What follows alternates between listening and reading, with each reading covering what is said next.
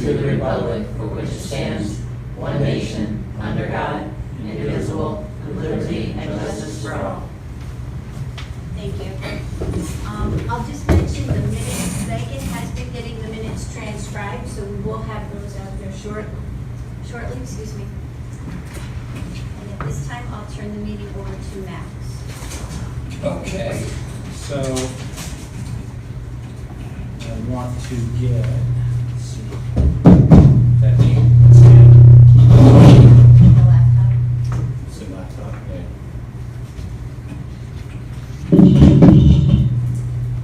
That's probably there we go. So I want to just get Sarah on the line.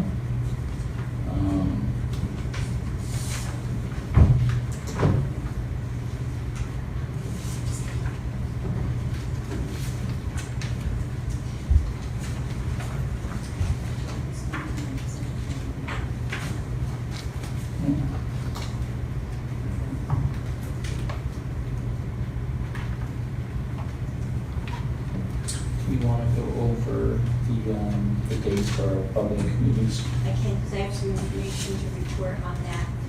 So I know last meeting, we talked about setting the dates for our community events. So Max and I were looking at September 12th and 26th to see how that works for everybody. I worked with Brian today. We contacted both firehouses and both senior centers. The only thing that did come out of it is General Montgomery Day is the 12th. So the Walter Firehouse is available on the 12th. I'm not sure if you want to do it the same day. It's something we can discuss. And but so far the Montgomery Center said Steve Russia gave us permission to use that. Just obviously we would want to on the 12th. And the Walden Fire Department said the 12th was okay. So we're still waiting to hear back from Maybrook and Rockingham. Hello, Sarah. Certainly. Can you email me that phone? Sorry?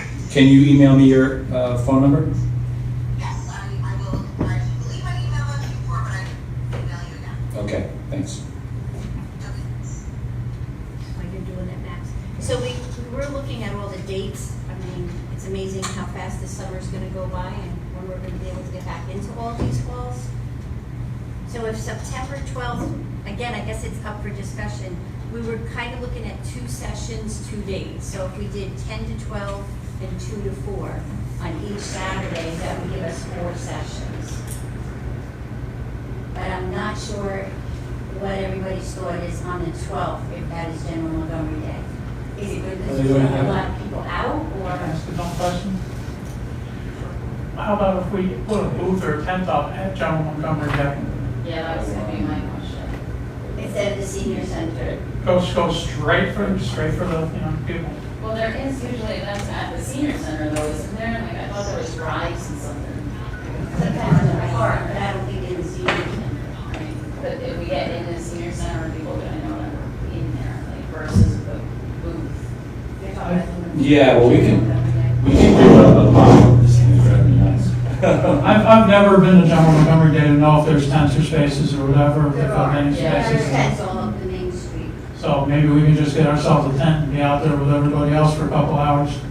If Steve was willing to offer us the senior center, I'm sure he would offer us a booth if we want to do that, and then on Montgomery Day. Yeah? That way we definitely get more traffic. September 12th, General Montgomery Day. So it's, just so you know, it would be an all-day thing though? We wouldn't be able to do a second time somewhere else because you're not gonna be able to get in, set up, and get out? If you kept us up at the top of the hill by the Academy building up there, maybe we could. If we had one of those fold-up tents. You're not gonna get a lot of traffic up there though. You don't think everything ends up at the top there after the parade? The parade ends up there. What Or we if, can always go back and take down after. yeah, I was gonna say. So when does it start in the morning? If you're gonna go into the village, you probably have to be in there by 7:30 in the morning, because they shut down pretty early. The race starts at 8 o'clock, they're gonna allow you to have it. Yeah, that's what I was wondering. I mean, Walden Fest is, Hardest Fest is canceled. Well, Steve Rush is the one that, Steve Rush is the one that answered the email.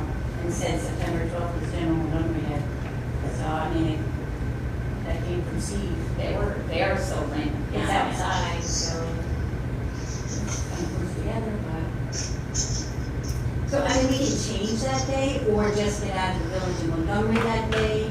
If we want to avoid general Montgomery Day and do Montgomery the following week? I'm just wondering what the traffic is, general Montgomery traffic, cross traffic from Walden and from Maybrook and from the rest of the town.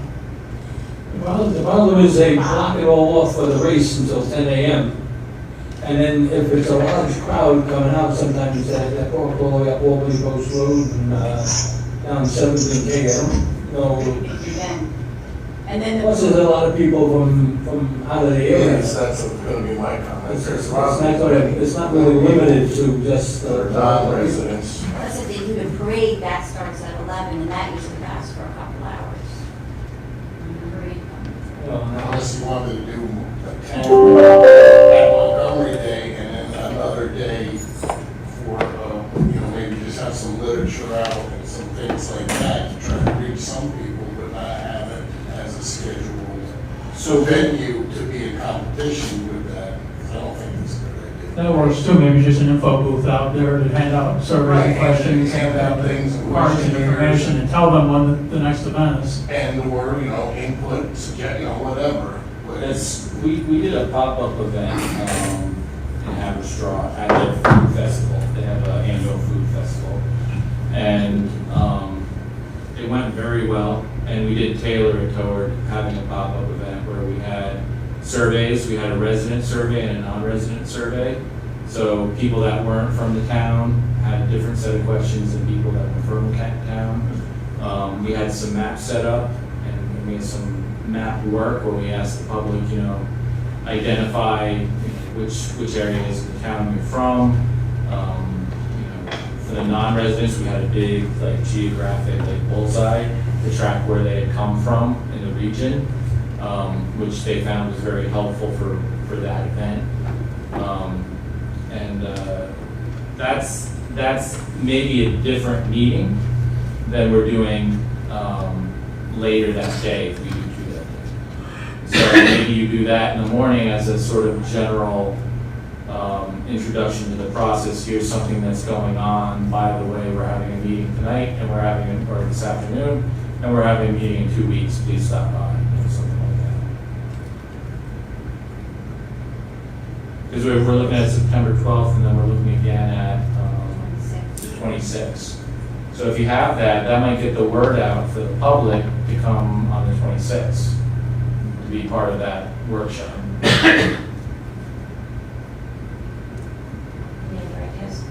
When you hand out these questionnaires, like say on General Montgomery Day, are the people supposed to fill them in that day or?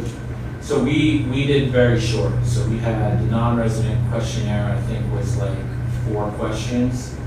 And yeah, you give them a clipboard with a pencil tied to it and they fill it out. And the resident questionnaire, we did a little bit more because we figured people would stick around a little bit longer for that. So then we had 10 questions on that. And we had an open-ended, what do you want us to tell? We also had a suggestion box, the box saying, what's your big idea? And they could spend as much time as they want just filling something out and dropping it in the box. So, which we basically have on the website right now. There's an email link on the website. There should be, yeah. Anybody else have any input on? So you're thinking you would be scheduled to do Montgomery that same day? Well, we were talking about doing 2 meetings on Saturdays, on 2 Saturdays in September. 12th and 26th. Yeah, and we figured out that the first Saturday is Labor Day weekend, and the following Saturday is Rosh Hashanah. So the 12th and the 26th are the 2 Saturdays in September that you could actually do dates. And then we were thinking about doing, when we talked about this 2 meetings ago, we talked about doing, I think, Montgomery and Coldenham on one day, and Walden and Maybrook on one day. Yeah, so we did General Montgomery Day and then Coldenham in the afternoon. I like the idea of being at General Montgomery Day. I'm just thinking, because it's still such an unknown time, and even if it still happens, which we'll stay optimistic that it does, I I think there's gonna be certain guidelines that are gonna have to be followed. I don't think we can hand clipboard from person to person with pencil tied to it without sanitizing things first.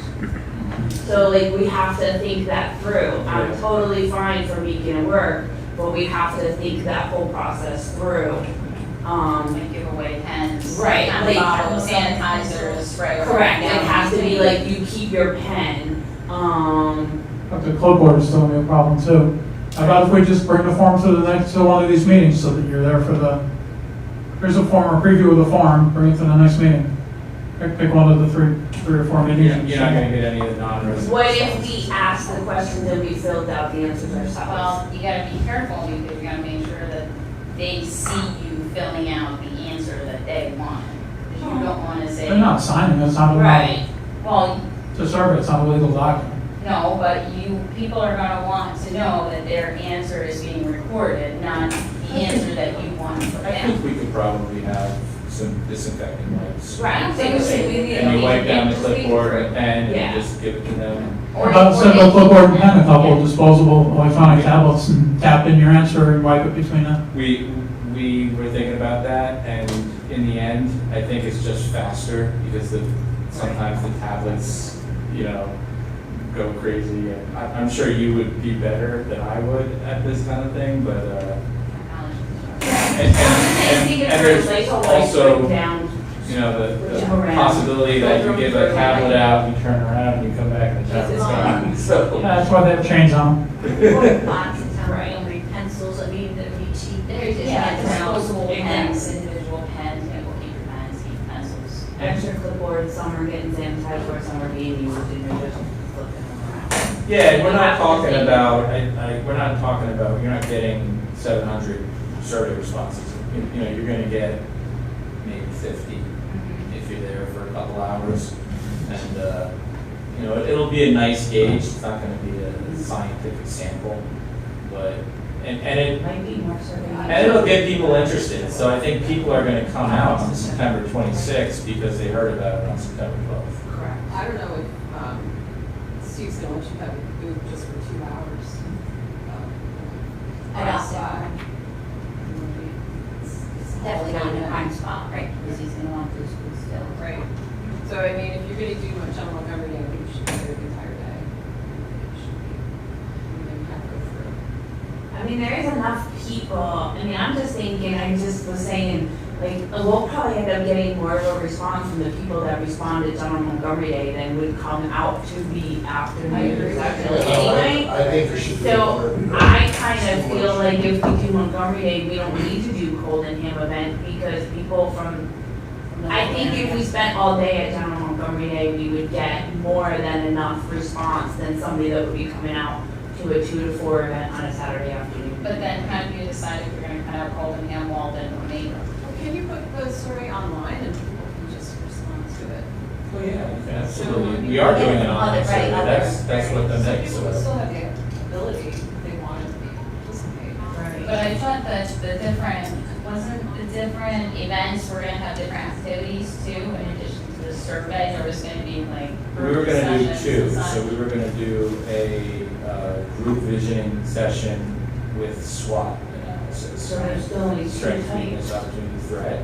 And then we were gonna do a, more of like a walkthrough workshop where we come up with stations that will engage people on specific issues that we identify in advance, so.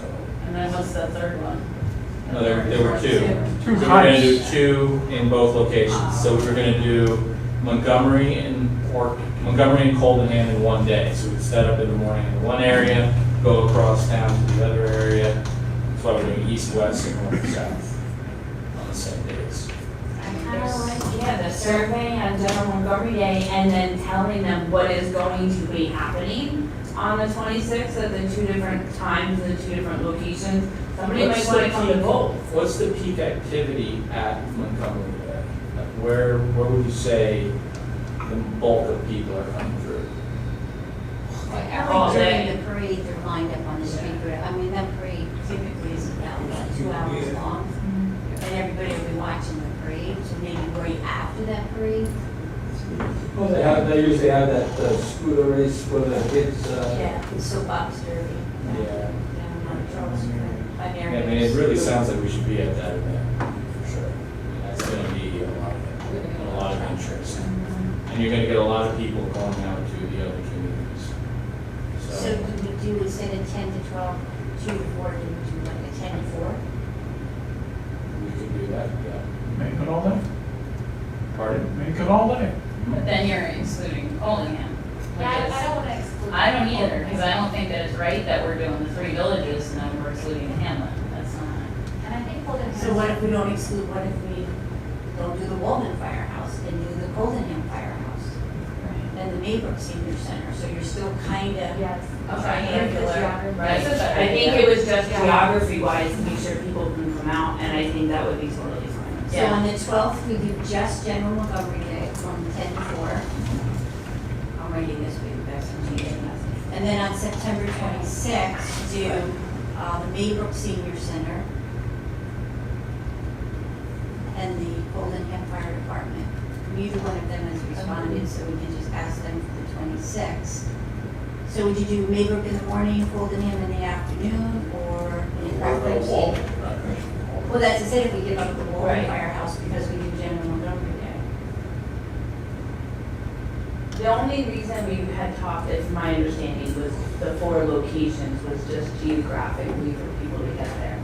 But I think if we're doing General Montgomery Day, the number of people that come out, I think it, and geographically, people getting to Maybrook versus getting to Coldenham versus Walden, I think we're totally fine. What's the parking situation like in Meadowbrook? The senior center, Maybrook is Yes. very park. It's very Plenty of parking. At least 30, 40 cars? There's a lot of parking. Yeah. I mean, yes, because you also have the park there. Yeah. But You can park Coldenham at- behind the fire department has good parking too. You can also park at the village hall and walk to the senior center. It's I just think both across of the those would fields. be fine parking wise, yeah. And Walden's parking is a little bit worse. General Montgomery Day is canceled, should we have another standby location? Then we can use the Senior center, Steve offered us, he said we could use the senior center, just wanted us to know it's the, General Montgomery Day, so maybe then if they cancel that, we go to the senior center, How close is the senior center to the hot spot of General Montgomery Day? down around the corner, it's down by the park. Is it a short walk or is it a long hike up a big hill? It's a short walk, but you gotta go down past all the tents to get Oh, there, yeah. which is, there's no other reason to go there unless we're purposely going. That was my point, is maybe we can put up the tents and direct people up the hill if they want to see the presentation. It won't, nobody will know. No, I mean, if we're gonna do General Montgomery Day, we need to be in General Montgomery Day. There's no sense in setting up at the senior center if Montgomery Day is happening. People won't walk down there. Yeah, I mean, it's a good idea, but they just won't. Unless you got- That's where the race ends, so you get the trusted people to come in. So we would do Neighbor Senior Center in the morning then, like 10 to 2, and then Coldenham Fire Department, like 3 to 5. You know, I don't know. Well, we said 10 to 12 and 2 to 4. Okay. But is that agreeable? We do Maybrook in the morning, Coldenham in the afternoon, is that good for everybody? Whatever available is for both of us. The only thing is 10 to 2 might be people, I don't know. Some people may come out because it's something they can do and not lose the whole day, but some people just might not want to get out at 9 o'clock in the morning. When we advertise it both, so even if I live in Maybrook and I really did want to go and I didn't want to go out in the morning, I mean, Coldenham's not that far away. That's so I right. really Yeah, wanted you're to giving go. options I still to have 2 people. options Yeah. that day. That's right. So right now, it looks like September 12th, we were interested in doing General Montgomery Day from 10 to 4. September 26th, Maybrook Senior Center from 10 to 12, and the Coldenham Firehouse from 2 to 4. Is that in agreement with everybody? That's fine with me. We haven't got commitment back from everybody on those dates, but now instead of asking them for 2, we can narrow it down to 1. How do those dates fit with our Gantt chart for the project? It's on track. Okay. Yeah, absolutely. The only other thing we could could do, I could talk to Brian about whether it would be feasible would be to add a meeting. If you guys feel Walden is something that should be done, you could always add another meeting, like in an evening, right? So we could do a weeknight evening meeting, to get the people who don't want to spend their weekends going after this kind of. I mean, I think Walden, if you talk about geographic, I mean, there's a lot of area of the town that's, you know, in Walden, if you're gonna do neighborhood of Walden, I mean, that's kind of one side of the town. Walden, there's a lot, you know, if you head toward Pine Bush, and that whole area is a big geographic area. But I think people that live in Walden will come to the Coldenham event and come to the neighborhood event or be at General Montgomery Day.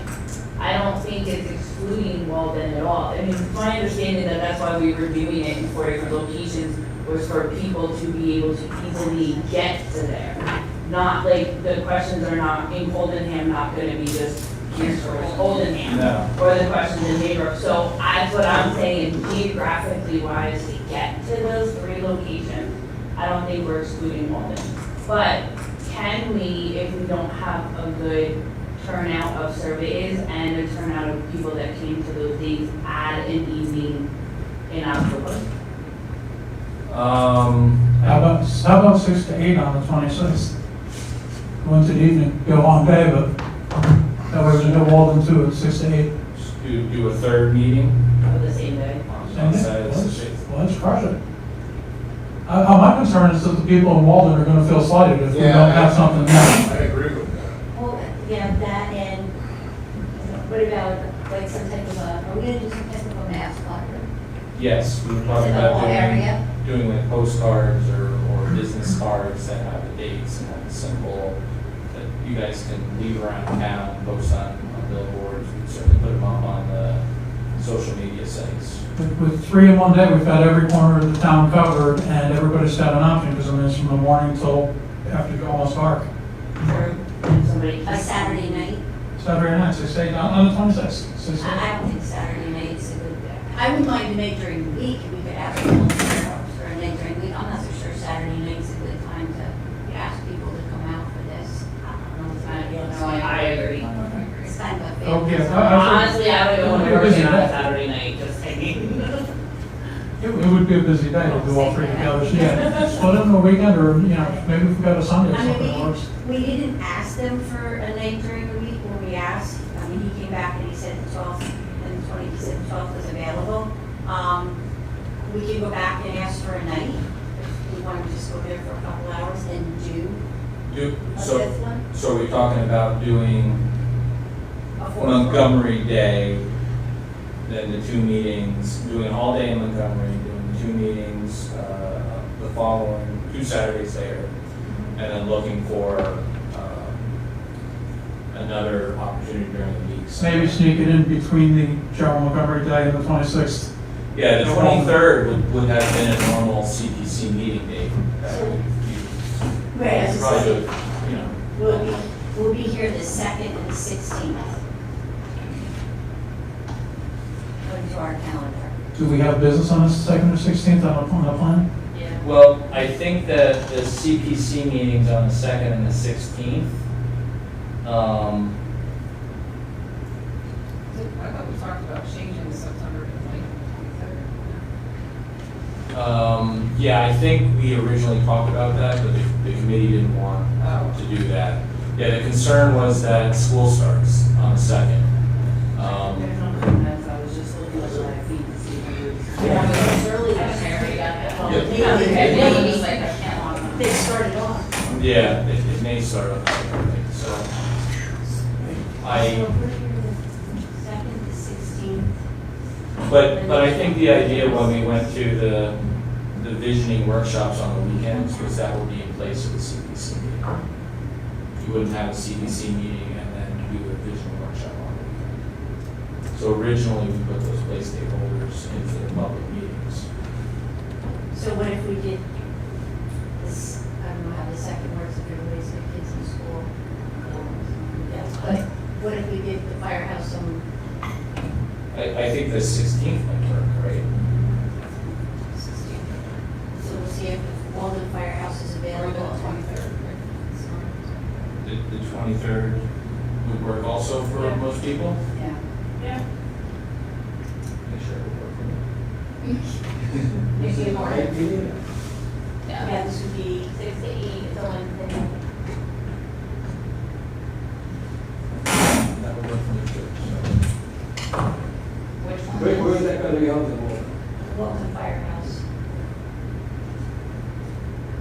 So, I'll go back and change the email to them and ask if they would be available to let us use the room either 9:16, 9, or 9:23 from 6 to 8 p.m. So we have 4 meetings, but the 12th one would just be a little bit longer. Does that work for everybody? Works for me. Okay, I'll follow up with the fire department and back to the village of Montgomery. I'm sorry, one more time, 9:16 or 9:20? 23, we'll ask for either night, see which one's available from 6 to 8. Yeah, I don't think there's any reason why we have to put those meetings on certain dates, right? Like if Maybrook's not available or Coldenham's not available on the 26th, why they can't be moved to the 16th or the 23rd, right? And then we do Walden on Instead of Saturday, the do a night. 26th. Yeah, you could do, I think these 3 meetings, the location's interchangeable during those Sure. times, right? Okay. Okay, so if Maybrook Senior Center is not available on that Saturday, it would be okay to do it on either the 16th or the 23rd at night? Yeah, I think that's what we're saying. Okay. Okay, I'll follow up and see if we can confirm these dates by the next meeting. If you need help, reach out to me, let me know. Okay, thank you. Okay, so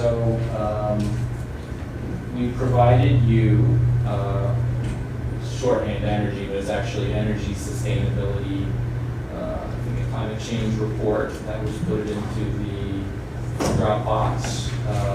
We added our natural resources report. And just to give you a status update, we're sent out a bunch of communications to community service providers, so we're waiting for some responses on those before we provide you with our community services and facilities report. And I reached out to Mary Ellen, and she responded that she's available to meet with us, so we're gonna set up an interview with her before we go through or provide our historic and scenic resources report. Did anybody have a chance to review those or some of the other reports and have comments on them? Yeah.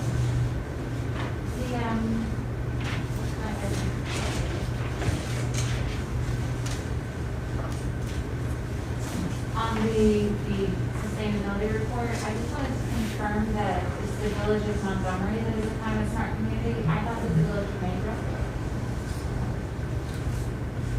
Okay, we'll confirm.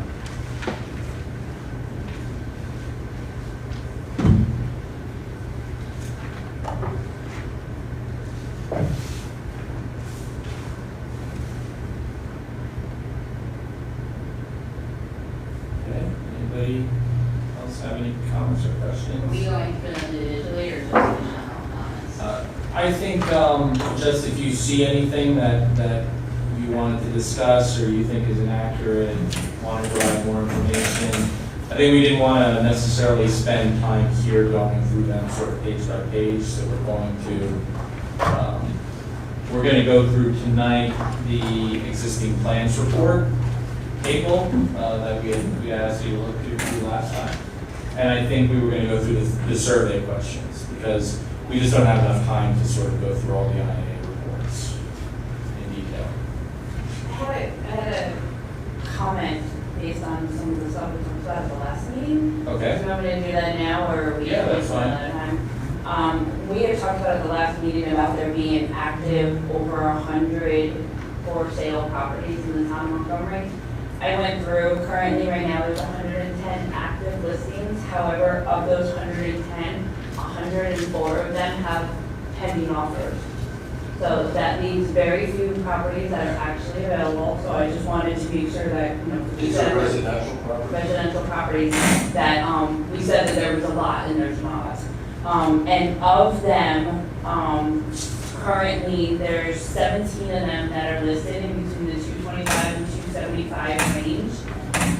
And when we talked about affordability, area median income for a family of four being $103,400 with a $700 debt load for a family, they would be able to afford a house of $339,000 in the town of Montgomery, which is great.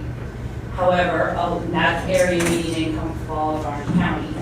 Average for town of Montgomery, which is about 80% of area median income, a family making $82,400 a year with a $500 debt load can afford a house of $256,000. So in those available properties that we were talking about, there was only 17 listed that fit into that price range, and all but 2 have pending offers. So I just wanted to follow up on that, like on the affordability of what we have available. When you say debt load, what do you mean? So meaning your car loan, Oh, credit right, card, credit card. right, so when you're That's what I purchasing a thought. house, right, you're looking at front end ratios, back end ratios, so when I say debt load, yeah. Wait, is that 82.4 for $500 debt load, how much am I also there for? 256,000, And that's based on 80% of AMI, correct. which is low income.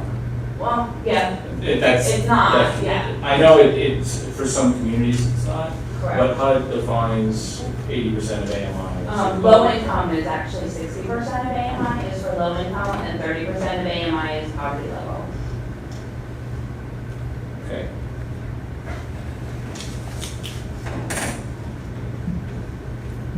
And you said that's local, or is that still the Newburgh?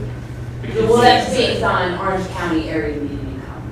So Okay. Orange County area median income for a family of four is $103,400. So 80% of that is 82,000. And if you just put that into perspective, based on the jobs that we're bringing in currently into the town of Montgomery, that is what a family that works in the town of Montgomery is going to be making. So just keeping that into the thought processes of what we have available. Okay. And that's what I said I would get for this weekend, why I had to look at last week's. My job's done. Thank you for that. So I have some comments. Starting out the natural resources report, I didn't see anywhere in there where there was wastewater treatment plant discharge locations, whether that's private or municipal. Okay. Because there are, like, I know the town's wastewater treatment plant discharges to the Walkill, and there's also other smaller plants that discharge units in Brooklyn. Those should really be identified. Was that not in the utility report either?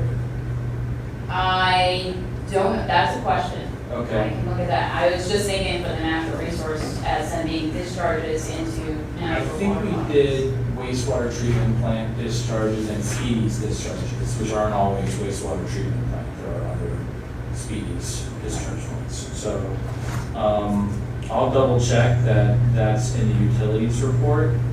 And if you want, we could always repeat it. And MS4 compliance, the importance of complying with the MS4 regulations, the town of Montgomery is an MS4. Yeah, that's also a utility, yeah. And then, just a note, the Tinbrook, it says Tinbrook River, it's just Tinbrook. So I saw that too, and I was wondering if that's how it sort of appeared on the source document that we got. I'll double check, yeah. I thought that was so funny. Like, because it's referring to that as like was it water quality? Yeah. What was the context of that? Lower Walkill, well, it says Lower Walkill River watershed, PWL also identified minor impacts to the Lower Tinbrook River and Right. associated. So can't say I it think- without the accent. I think that the reason why it's Tinbrook River is because I think that whatever source document we were looking at said that. Because, on the tour, we were talking about info. Right, it's So, broke. yeah, I'll double check. That is- Yeah, it may just be a carryover error. Okay. Page 109, the NRI appendices, one of the last bullets, the third one to the bottom. Reducing impervious cover to the greatest extent practicable within each watershed. Is that written in the NRI or is that a suggestion for the plan? And like, is that, because this document, this is supposed to be just sourcing documents or Yeah, is this this suggestion? is a reporting. But we also provide initial suggestions at the back of each report. So.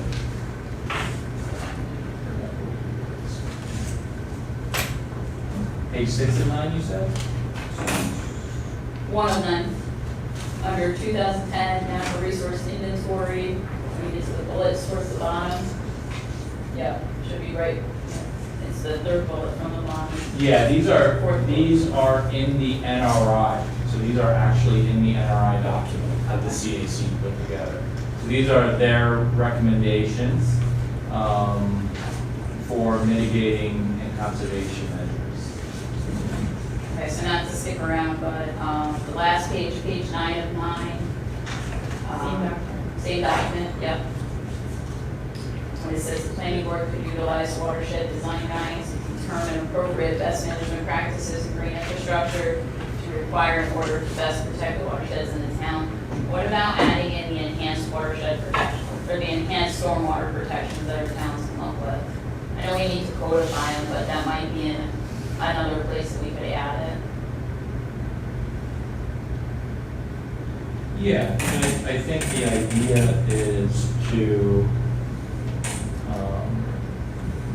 so the watershed design guideline is something in particular here, but certainly if they've already worked together enhanced stormwater, I think you would want to incorporate that. And the idea is to come up with a guideline for the planning board and say, okay, this fits this picture, and this is where we want to be. I think it's just another tool that we can give to the planning board. So going on to energy, air quality. Jumping on this real quick. Yeah, all right, I'm good. I just had a couple of things. I don't see that, there's a small section of this in Brook that is a trout stream. Okay, And I think that should be reflected in here because that's, you know, a nicer habitat, fresher water. okay. And then also, Patricia Hennigan has been participating in a community sampling program with the DEC, collecting water quality samples from the Willow River. I don't have the name of that program with me, but I can get it for you. Okay. It would be nice to acknowledge that contribution. Great. And those actual data that we had in town. Okay. Yeah, if you could provide that, we'll edit this to reflect that. Thank you. And I don't remember, but we do have a few areas with endangered species or protected species, particularly the Indiana bat. That's the big one, but there's other things. There's some plants, grass birds. I think we have some like fancy fossils in Timbrook, like possibly. So a dialogue about that would be nice too. Okay. Okay, that's it. Okay, next item. Yeah, so that we can summarize in the NRI. Okay. So, then I think, any other on the previous reports that we provided, transportation, utilities? We do energy, air quality, and climate. Yeah, sure. Those, I'm sorry, those species are listed Are they? I missed that right now. in the third paragraph in the updated natural resources inventory. What page is that? 2 of 9. The last sentence lists all the different species. Oh, yeah, Okay. American eel, I think that was. Yeah, that's the one it is. That's the one that's in the Timbrook. Yes, yeah. small board, I mean, Yeah. the Indiana badge, show your badge, you want your badge. We usually incorporate it into the funds.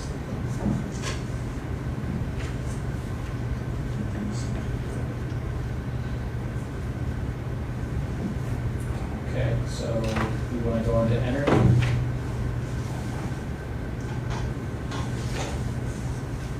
So what's interesting is, just as a point of information for everybody, looking at the two big projects in our town, you know, Orange County Planning required solar on Medline, but they didn't on Amazon or Sailfish.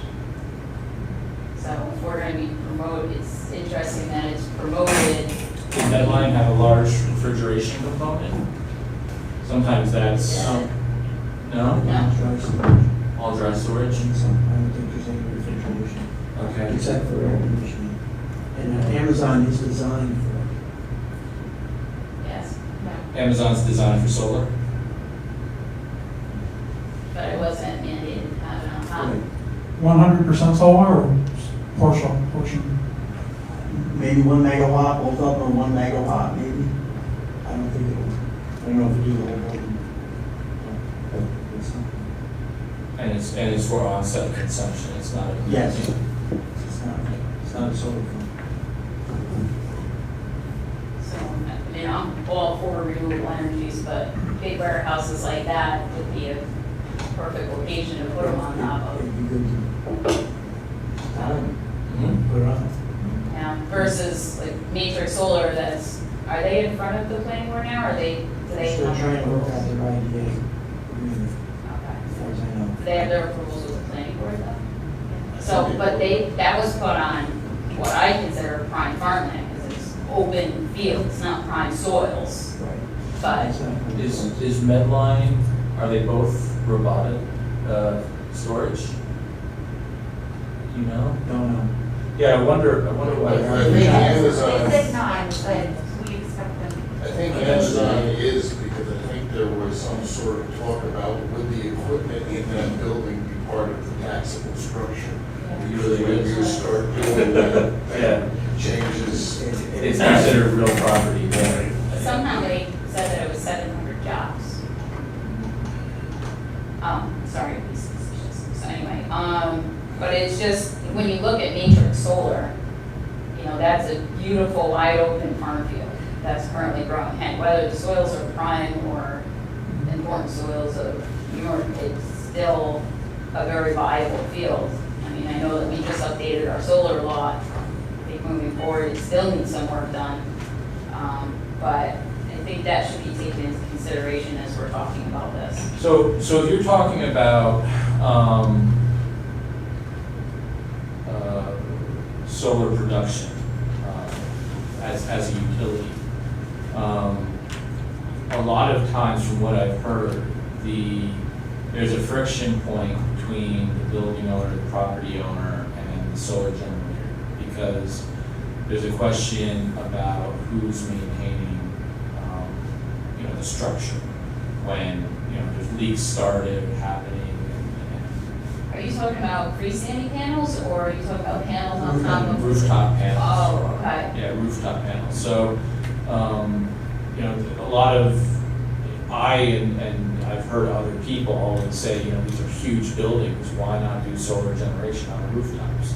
Makes a lot of sense. It shades the rooftop, so it, decreases the heating requirement, cooling requirement, cooling requirement of the building. But frankly, you have to engineer it to carry it, and it becomes a potential place for maintenance problems. Because you put all this equipment on the roof. I have solar panels on top of my roof.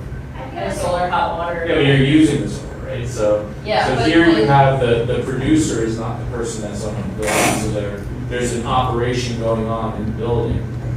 And then somebody else racks the solar on top, and their interests aren't what's going on in the building. So as long as, like the supermarket that puts it on, makes a lot of sense, they're owning it, they're lowering their energy costs. when you have a solar generation company On top of somebody's building, that's where the problems happen. Utility scale solar. Yeah, utility scales. Yeah, but that's why we have lawyers, though. I mean, I can share a fence line with my neighbor, and we can agree to maintain it, and like, who gets done weeds, like. But when you're utility scale solar and you see a nice open field, Sure, they don't see yeah. any of those issues, right? But that's fine, but that's. It's way easier building a big open field than it is to build on the roof of a warehouse. But that's, But that's part I of the mean, scope of work here, though, is do we want to continue to leave that open, or do we want to create an incentive for them to have to collaborate with the building owner? You could talk about Right. ideas Yeah. to change the dynamic on it, right? If there is a concern Like a about, recommendation. greenfield to the town development board to solar. Do something. yeah. But I'm not sure, just knowing the market and knowing the way things are set up, that if you, for example, don't allow greenfield solar, utility scale, and allow incentives for providing building mounted, they just can't go next door. I'm not Right. saying that we disallow it, I'm just saying that right now, it's a free-for-all, people are unhappy with the way the land is being used, except for the people that are selling the land, we're very happy. Like, there's different mechanisms that we can evaluate and recommend, I'm just suggesting that we don't like write it out at the start before we evaluate those options. Okay. If you find a way to encourage them to put solar on yeah. for their own use, Yeah, for their own Yeah, use that is, would be better yeah. than what we have. better than nothing, yeah. I mean, it's always a question with a big warehouse. It has been for 10 years. Well, not 10, but 6, since we've had all solar. We put this big building, put solar. I know when I was on the CAC. True comment from the CAC. I remember when I was on the CAC, Richard Phelps used to always say, Every single time. it's a large warehouse, you should put solar on top of a large warehouse and utilize the space at that. I think they can use it in the building. And how would that contribute to the Montgomery smart points if we had that incentive in place? Remember? I don't know if there's a climate smart action about that in particular. It's certainly a climate smart action. In other words, it makes a lot of sense to do it. What's the It's certain- incentive? That is what we would have to set. So you could query people who've decided not to do it and ask them why. And make sure that there's no regulatory hurdles or costs that are keeping them out of it. You could look into, I don't know if there's any enabled tax incentives that you can offer, or if that's something you want to offer. But we could look into that. I know that for utilities scale solar, the incentives are actually decreasing as time goes on. Because the early rounds of incentives were really big and they whittled. So now there's almost none. That's just sad, because the town of Montgomery just gave Matrix Solar 25 for pilot versus a 15 For, for a utility solar field. Matrix Solar is a large solar field. that may be in part because those state incentives are not there. No, he's getting them from NYSERDA, he's getting incentives from NYSERDA too. Okay. So it's, When we've worked on one, if you got some of the early, like the first round, they were tremendously larger. We're talking about over $1 million in incentives versus a couple $100,000. That's how much they come down through the tiers. My 2 cents on this is the electric vehicles are in the same situation. The first generation, they were pushing really hard with high incentives to get people to adopt it. As adoption has come along more and more, like now you can't even get the Tesla anymore. And I think General Motors is off the list too now for incentives. And the incentives are coming down like all around the country for electric vehicles. Yeah. And with rooftop solar and utility scale solar, it's getting to the point where the market is going to be saturated soon, and they're going to be giving electricity away because they don't have any place to dump it. well, we're having, right across the road, there's that solar battery storage. Right at the end of Brown's Road on the left-hand side, they're gonna put in battery storage for actually storing energy off the grid. Yeah, AC, key capture. Yeah. So I would just like to see, you know, some sort of recommendation in the plan that recommends doing rooftop solar on projects. Might be another tool that we can give the planning board in their review process. Maybe over X many square A feet, certain size, yeah. Yeah. 50,000 square feet or bigger should have a rooftop solar. Or it's suggested that they have a rooftop solar if they want to get through the planning board quicker. Yeah. Page 6, Oh, we can. on page 6, under natural resources, there's a second sub-bullet says require no adverse impact standards established and enforce floodplain zoning and flood-related land use and building codes. Is that a suggestion, or did that come out of a plan as well? Yeah, this came out of, the county, County plan. yeah, it's the climate change of Orange County, right? The Orange County Planning Department in consultation with SUNY New Paltz. They made these recommendations, we're just rehashing them. Yeah, it would be good if we had them in right now also. I didn't see that under initial observations and analysis. Because especially with no adverse impact to neighbors. And that's what I stated during the tour of volume control on stormwater developments.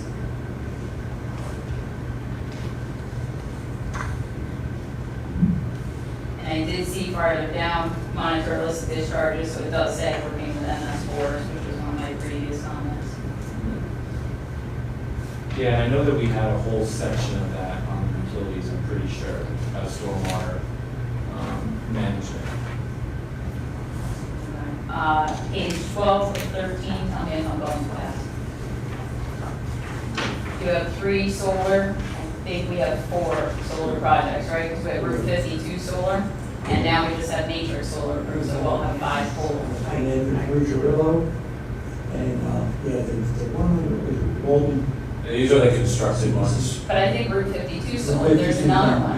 Go driving ranges go. Yes, right up from Hearns Lane, Yes. on the right-hand side, there's another solar. Walden CEC, Walden CEC. yeah, it has two,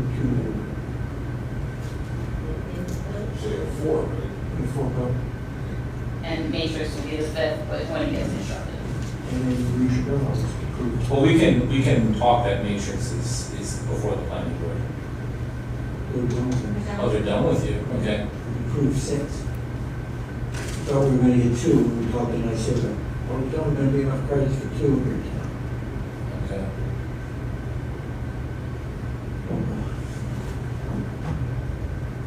Yeah, and then just the conversion of the farmland, which I already stated that, versus warehouse and shop.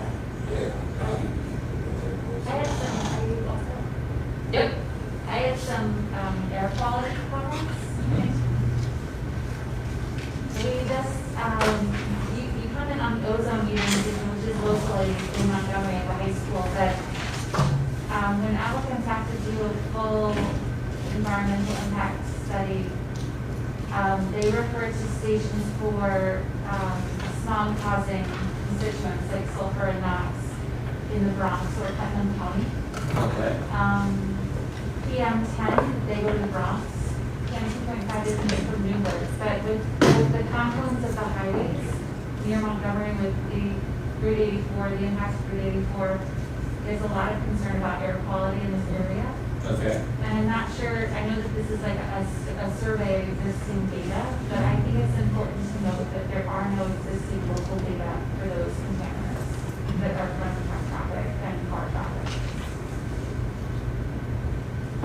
Another stupid question, how about if we go out and seek some funding from whatever, or to encourage somebody to come here and put one of those sensors I in think that would Montgomery? be great. And then So also. that we would put Montgomery on the map, and they could put it at the airport with the ASOS, or someplace else, like even here on this building. There is a community air monitoring program, it's called Purple Air. You can buy these monitors and they do particulate matter. That is consumer grade, it doesn't really pass the Yeah. scientific muster. And it gives you a snapshot though, and you can see trends. Just like you say, like if somebody puts it up on their back deck next to their, gas range and they can barely smoke each thing and it's gonna get really screwed up. Okay, let's get an official monitoring station in Orange County, right here in Montgomery, so we're right on top of it. Yeah. I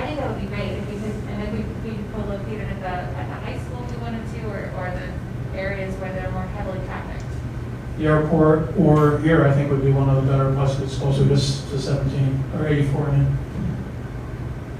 Another, just on the climate change, Or Coldenham would be interesting, or, I'm sorry to interrupt, but I'm just thinking out loud where we did the, park, where we stopped on the corner of Stone Castle and 747, because that would also pick up any air quality from the thruway, but I don't know if that would be affected based off the airport. I think that spot is gonna be affected by trucks stopping at the traffic light and pulling out. That's like the worst spot. They want to be like off the road so they can smell, around the area, not be right under an exhaust pipe, because you're gonna affect your numbers. Yeah, but right here would be a lot of truck traffic going down from the warehouses here on Dragon Road.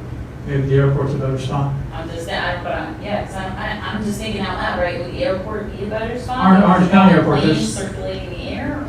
There's not a lot of traffic, air traffic at Orange County Airport, number one. Sure, I'm sorry. Oh, I'm talking about Orange County, because it's in the town of Montgomery still. Yeah. There's not a lot of traffic in and out of there, and it's big wide open space, so it's going to have a good representative of the area and not be impacted by anything else. And the government already has a automated weather observation system out there. Okay. Sorry. that's okay. The other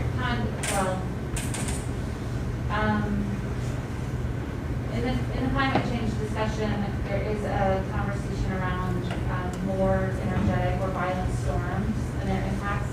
But it doesn't really relate it to our local waterways, and I would suggest that FEMA maps have been updated since Storm Sandy. And they do show changes in that most recent update to specifically the Wallkill. That's the one I'm looking most at. So that could give us a little bit of a local snapshot. Okay, yeah. And I don't know if it matters, but there are data available for road closures due to the Wallkill River overbanking. Like, we have, that data is available from the Orange County Emergency and a couple of other sources. If that would contribute to the snapshot around climate change.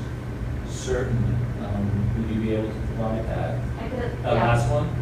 We could do a comparison of FEMA elevations. Sure. That would be helpful. I'll be pulling it out of like an applicant's GIS, but I'll give it to you. Okay. And then the last thing is, and this is just me being selfish, is are there any studies about like micro scale wind power generation that could be applied to our community? Because I know that Montgomery's not a good candidate for commercial wind generation, and the standard for regular residential scale facility is really tall, and people wouldn't do that, but I'm not sure if there's any. We actually looked at it for even micro scale, yeah. Because that's what I want in my house, that's why I It's said it's low. selfish. It's low. If you look at the average wind speeds, so I think residential scale is like 20 or 30 meters. And it's still, it's nominal. Okay. You're just getting like to the point where, it may be worse. Probably on a site-by-site basis, if you're located high up, maybe have a prayer. Okay, I can tell you for a fact that the window of my house, I've got 5 different anemometers up at, like up to 20 feet. And I got no wind some days when Orange County Airport is recording 25 and 30 miles an hour. Yeah.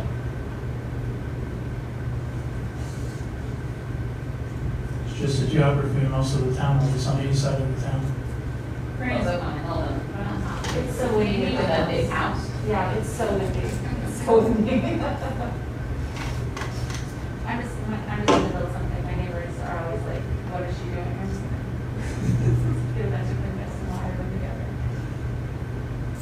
Okay. So. It's like dark. like envisioning that. So, what I'd like to do now, everybody's ready. Oops. Secrets. What the existing plan stuff. And this was sort of the homework from a couple meetings ago. I think the meeting right before our tour, we tried to get through this and were unable to. And so, really what we wanted to do is there was several recommendations of your previous plans that we weren't able to verify the status of, good discussion point to go through, see what you guys thought. This is the 1988 master plan.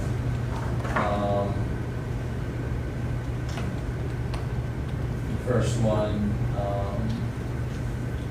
growth areas coordinated with development sewer districts providing tertiary treatment.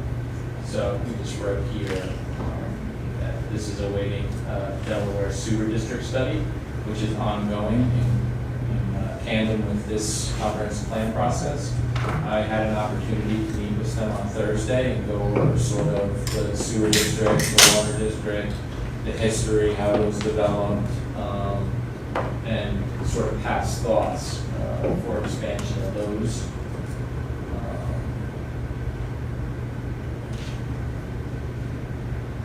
A lot of the information which is in the utilities report. Land use utilities, 1988 master plan, recommended residential development requiring centralized public water and sewer should be located in villages and adjacent to villages and Wallkill River corridor between Walden and Montgomery and centered in Scotts Corner. So there was this discussion that Scotts Corner would become an area where you would have centralized water and central sewer. What was the name of that plan way back when? I think part of the basis of that was because that area, the way that paragraph is written, would naturally drain to the Wallkill down over by past Pierce's old farm and that way. And I think that's where that came from. So now, 20, 30 years later, that's probably not a viable issue because I don't think we'd ever get a plant down there and people, yeah, if you try to, but that's always been one of the issues with, because now. The idea was to expand Montgomery sewer plant? No, well, to put a new one because of all the gravity took it. Took it to that. Now our whole system is basically force mains. Right. So, I mean, anybody will tell you that, I mean, gravity is the way to go, but I think that horse already kind of left the barn, so, Plus, isn't there issue, I thought I, well, there was that big study. there's issues with one of our pipes is sagging. Was that Clough Harbor? No, it was somebody. The Delaware engineering preview that we got and was sent circulated to us has a big lecture about all the sewer problems and the water main problems down along Neelytown Road into the plant, about the sags and the chemicals being held further up the line and not being treated properly before they're sent down, spending too much time in the pipes and everything else. And they also had an interesting thing in there where there's apparently a Bruderhof deal, that they offered the town something and there's a shot clock on it and it ends next spring. Yeah, that's for a well. For a well and a water tower. Yeah. Now, if that, I don't know where that's at, but if that is out at the Bruderhof property, that would definitely cover Scotts Corners. It's on the south end of the Bruderhof. Yeah, it's south of Coleman Road? Quite a ways south, is closer to the 17th. So they were moving ahead with that. That was part of that Ned Law project that came in front of us at the town board. Because they did want extension of water up on Hill. Yes, they were gonna put in a water tower. But they stopped because they needed to have a zoning change. And when the zoning change came in front of the boards, it was, let's not store the water, let's wait until the comprehensive plan does their job, ask for a zoning change during that. That way they can move forward. But they have we got a petition from, I think, Walden Savings, the Girl Scouts, and then the strip mall across the road from that owner to join into the water. I don't remember if it was sewer district. I know it was water district. They stopped pursuing that. Yeah, but they were also gonna trade places, trade that near or Goodwill Village, take some of that money to build a water tower up on the hill instead of over on Hawkins Drive, because up on the hill hydraulically is a better place that has all the water tanks in the town. Yeah. In better, so That's- it's all, yeah. it's all. So that would extend the water district into that area. And then I think there's the discussion of if you have potable water, is this a place now where you want to utilize for expanded sewer capacity? Because you have the sewer lines in bracket. Yeah, but you're right, you're gonna have to, the whole point is, what my point was, back then, the plant was not only they was built out there yet, and then you had gravity running that way. Now that the plant is built out there, I'm pretty sure the sewer's gonna have to go that way, and it's gonna be all before science. Right. So my big concern is that we just not lose that land if the clock is ticking on it and it reverts back to Bruderhoff if we don't start anything by May or June or get another extension. That we just not get swept under the rug and put it in the comprehensive plan. Years ago, the town board let that go, and they redid it, remember? Yeah, I think it was really. Yeah, well, Yeah. What were you talking about with the Delaware presentation that was forwarded to them? They gave us the Delaware River, I think it was in last week or the week before, reading before's packet was a preliminary overview of the Delaware, so whatever the contractor's name is, their report that they're writing now for the town. Max got a preview copy, and it was distributed to all of us. I have to look at that email because I don't know that I saw that. It was in the folder with everything else. I was gonna say it's in the. Oh, it's in the folder? Okay. But it says right here, Scott's Corner is located at sewer district number 2. I don't think the district extends up to Scott's Corners. It's in green. Because that was the contention of Chris Millen for years, that he didn't have water and sewer there. Yeah, I actually have, I'll double check that because I have the district map. Okay. It stops at 17K, right, Bracken Road? Yeah, I think it stops right. well, there's a pump station over on the North Lane, right, because that has to get down, right? But is that pump station for handling across the street for Lakeview? Do they have sewer from it? Yes, but that's all part of sewer too, Right, Yes. but they have their own water district, but is the sewer district going into sewer district 2 or are they still septic? No, they have septic tanks, but the flows into, the effluent flows into sewer system. They're included in sewer system. yeah. So they have a community septic tank or do they have an Individuals. individual leach fields? Individual. They don't have leach fields, they just have tanks, and then from when the tanks, I don't know how this works, when the tanks fill up, it flows into the town system.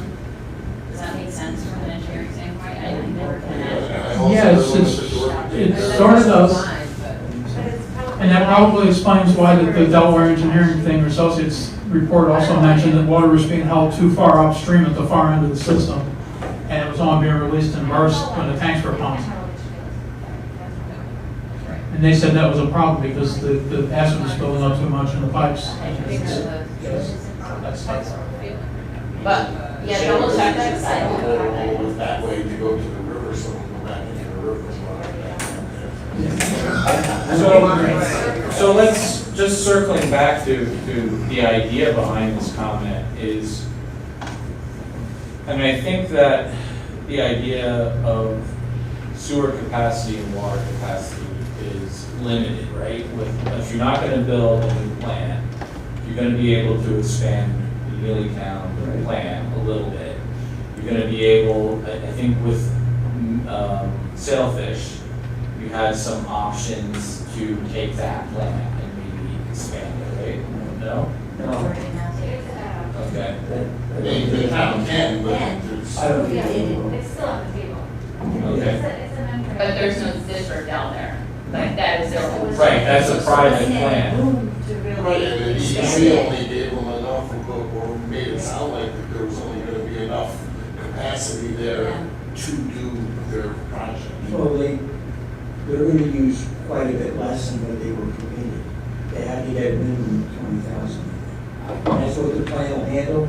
Okay. We're only gonna do about 6 or 7. But it's at 20,000, you don't have to do anything else. No, well, who's gonna service out there? You have to pump through it.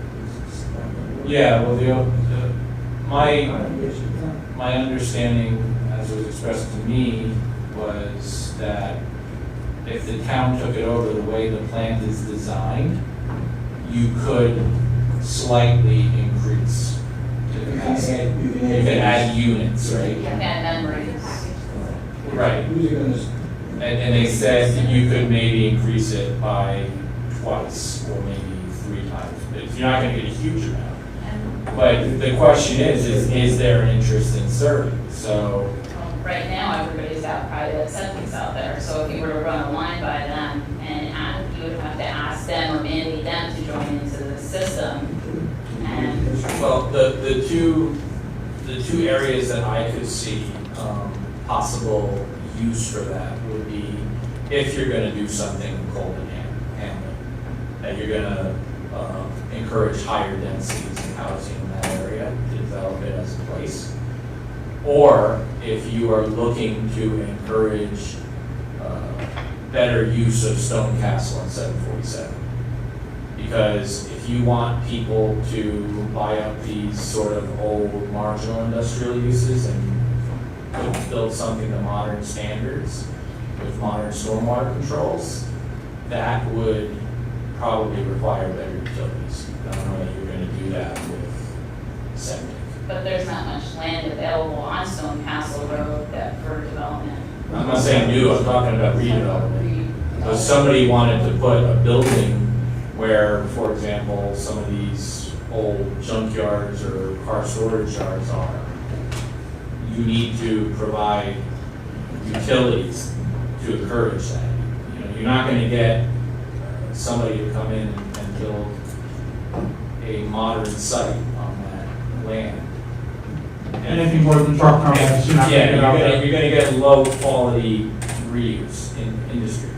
So you're gonna get the car storage, you're gonna get and you're not gonna get, catch basins and subsurface leaching pits and things like that. But isn't it under 30,000, I mean, this is where the engineers come in the room, but anything under 30,000 gallons per day is recommended to have subsurface drainage versus, or subsurface treatment New, versus, right? look up DEC stormwater, it's for the intermediate size wastewater. I can give you the document, but So they want more subsurface. under 30,000 gallons a day is recommended subsurface. Oh, under, I thought you said over. No, I'm sorry, under, yeah, Okay. right, For wastewater. for wastewater, yeah. It's Even so- if you have available capacity in the district. I don't think that's the case. I don't know that that's, it doesn't address that in the document. I don't think DEC wants to permit a new plant for under 30,000. But I think if you have a sewer district that provides that, then I think, And we still encourage rather than having little plants everywhere. Right. We want one centralized. Is that documented anywhere? If you're in a sewer district, you have to. yes. Yeah, I just don't know that. that Well, place is wait a second, so that's a, so you have to hook up with the infrastructure available to hook up. Right, if the If capacity. it's there. Yeah, so somebody would have to run the pipe up the road before you have to hook up. But if you, in theory, if you are in the district, you've already been paying Yes. into it, so you would want to start getting that. But there are, I know there are districts where people have been paying for years, and if they wanted to hook up, they'd have to pay for the pipe to come up the road. It's a very difficult It's situation. on tracking. Yeah. They send pipe, they want to hook up. And they're paying, the rents are And they've been paying for years. I can just say that when we had sailfish, when we discussed sailfish, and I'm pretty sure they were at the planning board meetings, but there was residents that came out from Colton and that were adamantly against a stormwater, a sewer district out there because they do not want to pay to hook into it. And if it's available, they do not want to have to pay now versus now their wastewater treatment system, their septic works fine. Okay. So I think we need to give that purview also. Yeah, it was, again, I mean, that was expressed to me as an opportunity where you could increase capacity of the town. The other area is at the Neelytown plant. And at the Neelytown plant, again, you're not increasing it by, or tripling the size, there's a certain amount of additional capacity. I think we were going from, what is it, 150 to 250 or 300,000 was Yeah, the it was upgrade? 150. I think you're applying for 140 or committed for 147, not 147. Max. And you're going to like 250. We Yeah. talked about going more, but then there was something in the DEC that would work better to not do that, but we didn't close the door. Expandable though, right? It's expandable to 500,000. I think that's what the design was going to be. Hold it. But what the study that we're paying, that the town's paying Delaware now is to determine like the source of the I&I issue that we have from the pump station going up to Nealington Road. We were paying for a sleeve to go in there, so that way we don't have that I&I to create So that would pick up. additional flow in the plant. And they're supposed to be creating they're developing other short-term strategies to create more capacity in that plant until we can pay for, we have the design approved from Good and Body. And correct me if I'm looking at you, Cindy, because I'm pretty sure we're on the same page. We have the design approved, and in April of next year is when we're talking about going out to bond or looking at financing, or how we're going to finance the plant, Up to 250. up to 250, yeah. And at 250K, that's 100K of treatment capacity that gets eaten up quickly, for example, if you start doing residence on sewer. So, That's a really good point. I wrote down the other side of the utility scarcity question is to reduce the demand.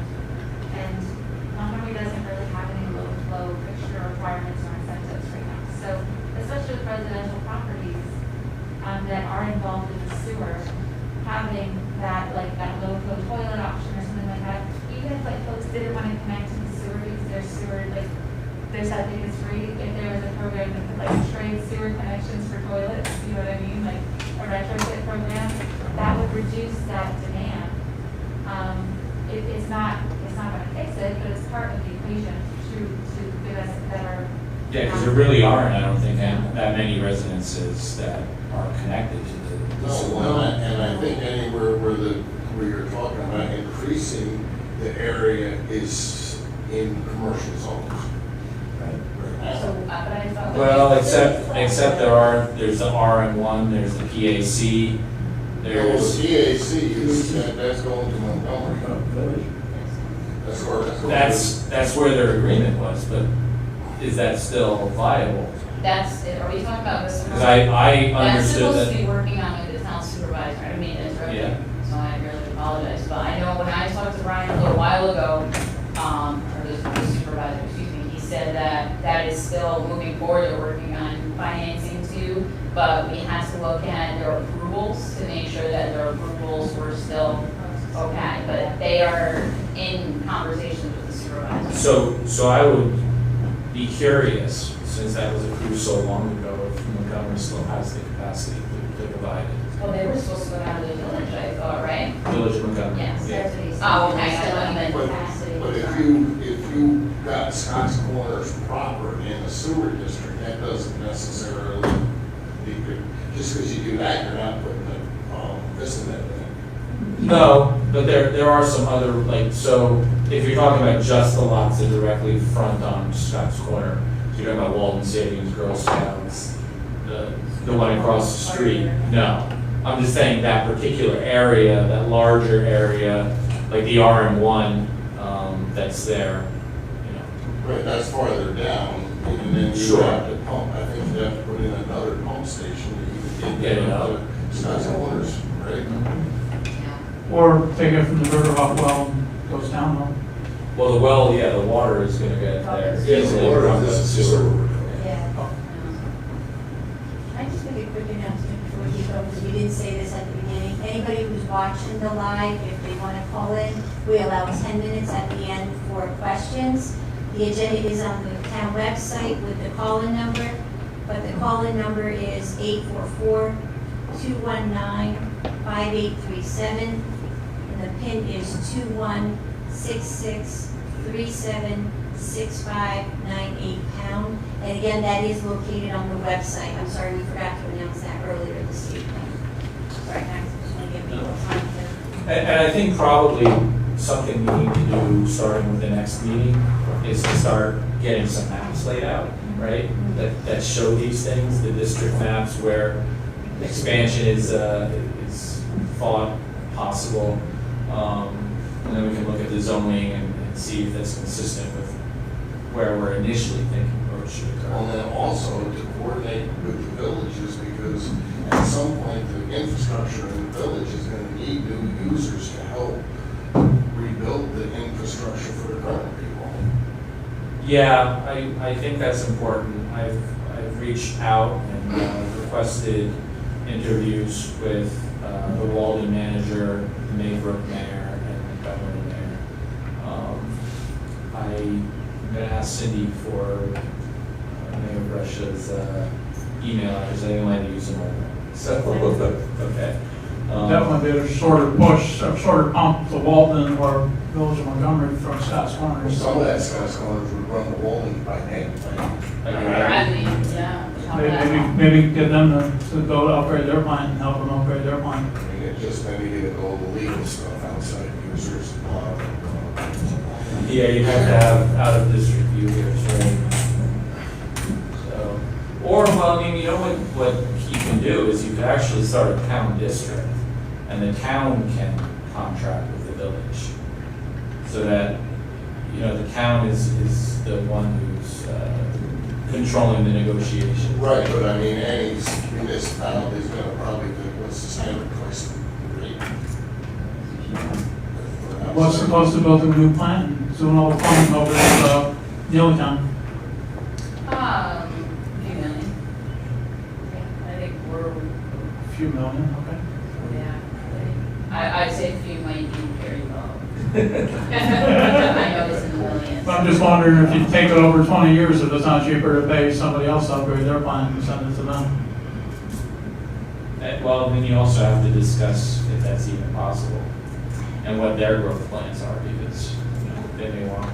And we talked about that at the last meeting too, is taking a look at the comprehensive plans for all 3 villages to see which things, their outcomes tie into the town, to make sure that we.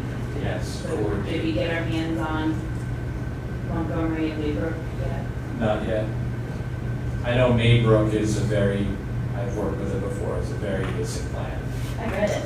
Yeah, it's a handful of cases, so we'll take a look at it.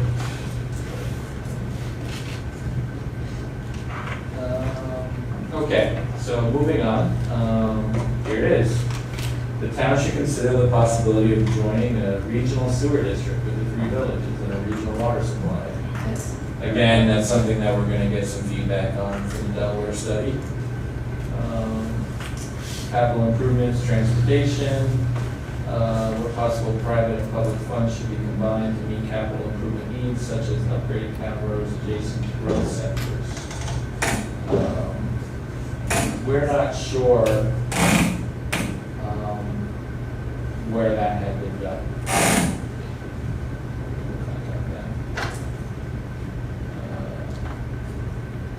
Stone Castle was one. We started at funds for the improvements at Bracken Road and 208. Right in Okay. And Stone Castle? Bracken and 208. I think one thing that would be helpful for everybody, the villages, the town, maybe is a better understanding of how to work with the state DOT. Because right now, when you go to like a village board meeting in Montgomery, for example, there's a lot of conversation about how those 211 Union Street is a state road, we don't have any control over it. We can't stop the tractor trailers from going to the village, all that stuff. Like I know that some people tried for months, a year to get the speed limit sign moved a little bit closer to Middletown, so people would slow down before they came into the village. And I think that one of the, because we have non-professional, I'm not saying that in a bad way, it's a great thing, non-professional elected officials doing these things, the processes are not always as obvious. Okay. So having some more guidance on what those processes are might be helpful just for the whole community. Certainly. And I would also throw out that the school district seems to be confused about dealing with DOT. because they don't understand the traffic light. Yeah, the DOT's paying for that traffic light outside the middle and high school versus they're paying for it. They sent out a big, huge funding, email last year, I guess it was, where they said that they're paying for it even though they're not. The town is, the state has already budgeted for the traffic light. They made it sound like they had to pay for it. The only thing they're paying for is their driveway work inside the grounds. So are you on the land use 1980 Yes. plan with the orange? What's interesting is residential development occurred in the town last few years. I know I started driving the updates to the ag district to verify what parcels should be taken out. And I don't know when that was last driven, but there is a lot of developments, with a lot of little parcels and a lot of cul-de-sacs. And I'm like, In ag districts? yes. So, I mean, I showed the supervisor the other day, I'm like, just so way you know, all these little red X's have to come out because they're houses and cul-de-sacs, they don't belong in the ag district, but. Most community town road is still in the ag district. Yes. I mean, I took 2 hours and I think I covered an eighth of the town. Can you send that map? Can I send that out? Yeah, could you share it? You can just take a picture of your Oh, I was gonna X's. say, okay, I can try. Yeah, just like literally on your phone and email it to me. That'd Okay. be great, because I could then convert it into a map that shows for the plant where the ag districts are not in agricultural use anymore. Yeah, so I talked to Orange County Planning too today, but actually I talked to general law therapist, she's the one that's handling the town of Montgomery. She also agreed that there's a lot of parcels to come out. Then I talked to Kelly Morris today because our one document said about updating the Walko River Management Plan and the Boone Creek Plan, which I worked on at Orange County Soil and Water. So I was wondering if they were going to update those plans, which, by the way, side note, there's no funding for yet, so they're not looking to update them. So there's funding available. But anyway, she said that Orange County Planning had actually done an overlay on their map of what districts they recommended taking out. And I was like, well, I didn't have that. Right. She's like, well, before you start driving down every development, Yeah. you take a look at that. So, she was gonna try to get me that map. So. Well, we also have the land use layer, so certainly that would help. If you see a bunch of yellow little parcels in an ag district, that's probably, Well, that's what, they're all like tiny little squares in a circle. I'm like, well, that's not a farm. that's right. But I'm gonna get it back to her Monday or Tuesday next So what week. you're saying essentially is that there's a lot of sort of subdivision level, large lot development throughout the town. But yeah, I'll take a picture of that and send it to you. But a lot of that might have some of these sort of cluster open space that's still being used for farm. Was, I'm gonna guess it was intended to be used for farm. I don't know if it's still. I went on Walk Hill Road. Yes. Yeah. At Church Meadows. Corbett it is, the one I call Corbett. Didn't go up for it. Okay, the farm field is right out on Walking Road. That's the conservation.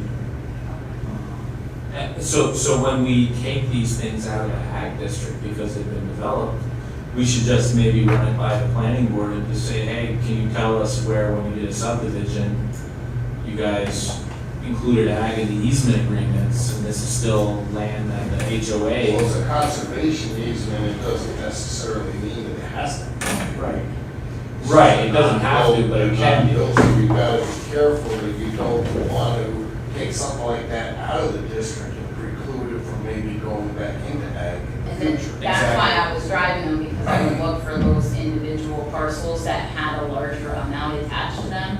Or if there was a house with a barn, I didn't cross that out, I left that in. And there may be, it may have been a 100-acre parcel, and right now it's only 40 acres is still in the conservation. So the rear door of this, what's that, Donnelly Lane? Because there's a big chunk there, that's pretty decent ground right there. Pretty decent. But it's all brush, right? Right, Yes, so- that was the question, I left that one in, Donnelly Farms, because I did drive that, but there's a big parcel. That's a good one. Yeah, how's that? That's a pretty Nice good piece. That's a, yeah. So, I don't know what lot that goes with. and then you There's have an to actually deal with the easy to homeowners tell association. The bigger lot I left on. Probably to actually So how would they make a decision on how to use the common area? Who, would it be the individual lot owner that Yeah, well, owns the because space? correct me if I'm wrong, they always have to have that conservation piece with a lot that cannot be broken off, because you never, if you do that, then the people just let it go for taxes. So you always have to connect that. Be attached. Unless you have the HOA. If the subdivision has an HOA, they can hold on to common land. And if you're gonna do agriculture on it, Homeowners association. it might be better to have the HOA, homeowners association, because then as a group, they all decide, hey, we're gonna get this much money to maintain our streets and our clubhouse and our pool or whatever, if they have that. If they don't, fine, it's just the streets. We're gonna get this much money because we're gonna lease it out for farming. Part of the strategy in creating these areas is to have an area that is farmable, but to sell that house with that property to someone who wants to do that. Whether it be a running shed and a couple horses, a couple beef cows or something, so they're large enough to accomplish some operation, and soil's okay for that, we would want to give them all a swamp, and then it would be. Right. But the Donnelly farm specifically has that nice field in the back, looks like it's growing up to shrubland, and then when you drive all the way back, where the cul-de-sac is, one of those houses had a running shed. Got horses back there. It does, so I was like, okay, that one's staying, and the field is staying.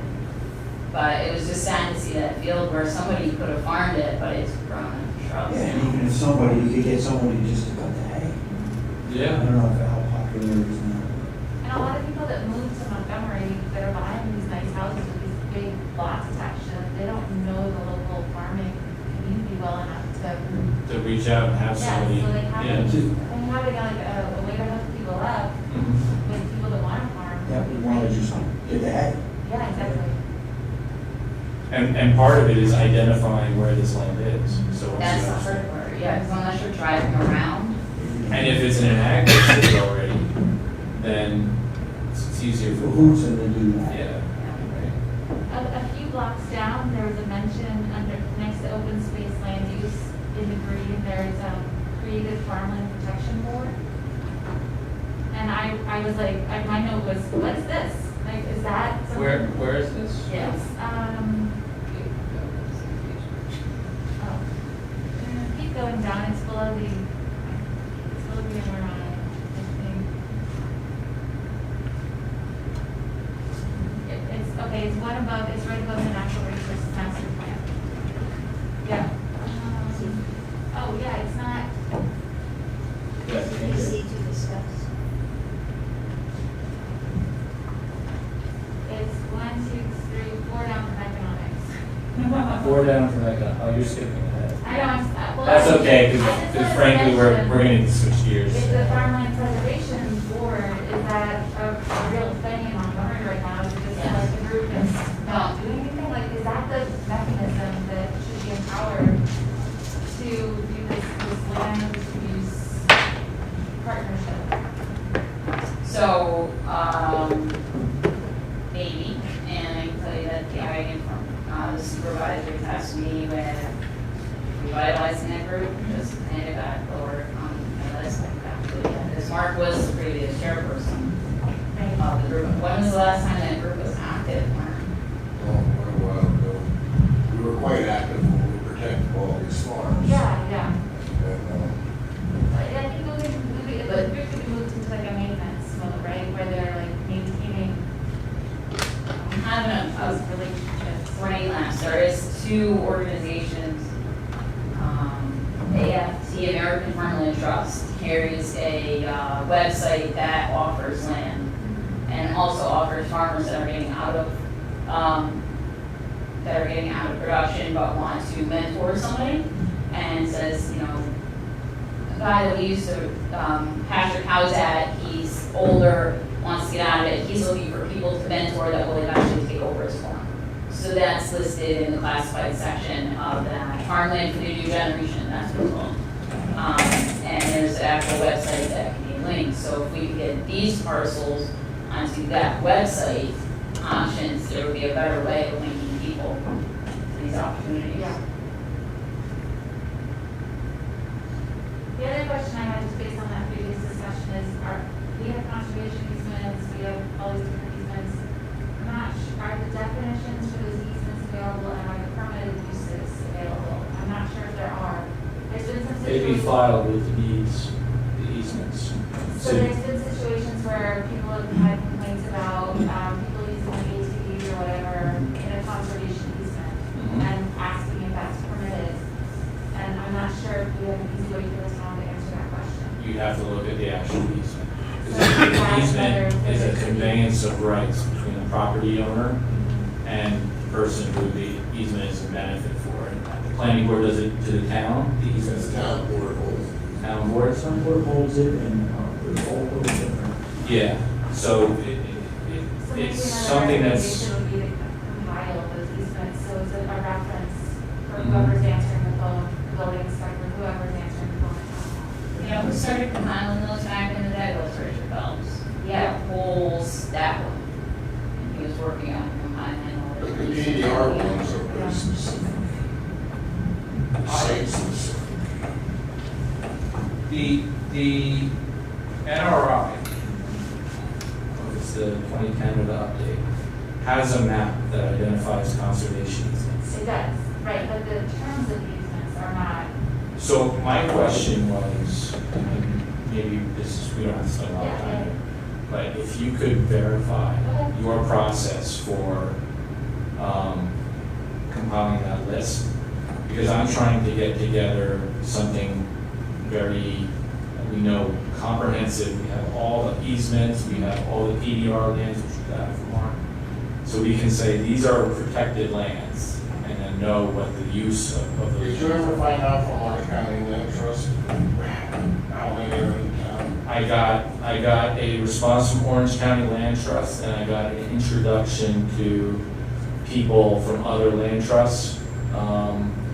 OSI might have some, No, OSI has a lot of them. Yeah.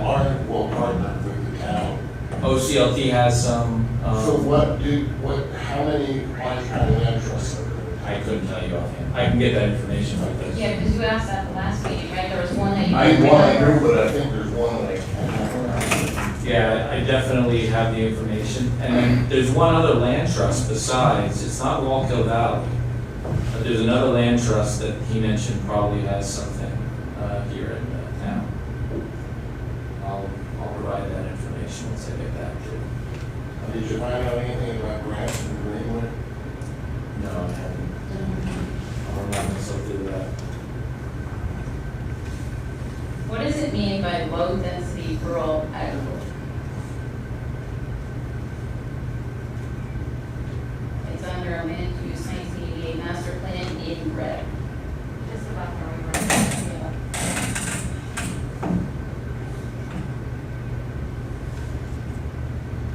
So I think what we're saying is, if you look at the maps of the agricultural districts, a lot of them aren't zoned RA .5, which is the low-density rural agricultural zoning of it. A lot of it's zoned, well, we kind of sort of went over this, a lot of it's I4, a lot of it's OB, you know, around I that. mean, yeah, remember 10 years ago, a lot of that ground on County 99 was pretty farm. I mean, UNFI about finished it off. But a lot of that, I mean, that whole Beaver Dam farm, when I was a kid, we farmed all of that when I first, everything. So, I mean, that was where Home Depot is, all that stuff, that side of the tracks. But I think we have this conversation of creating an agricultural zone, especially for the farms that have been the PDR. Yeah, the PDR farms should have a agricultural only zone. RAC 1 or whatever. Yeah. Where there's specific things to prove of.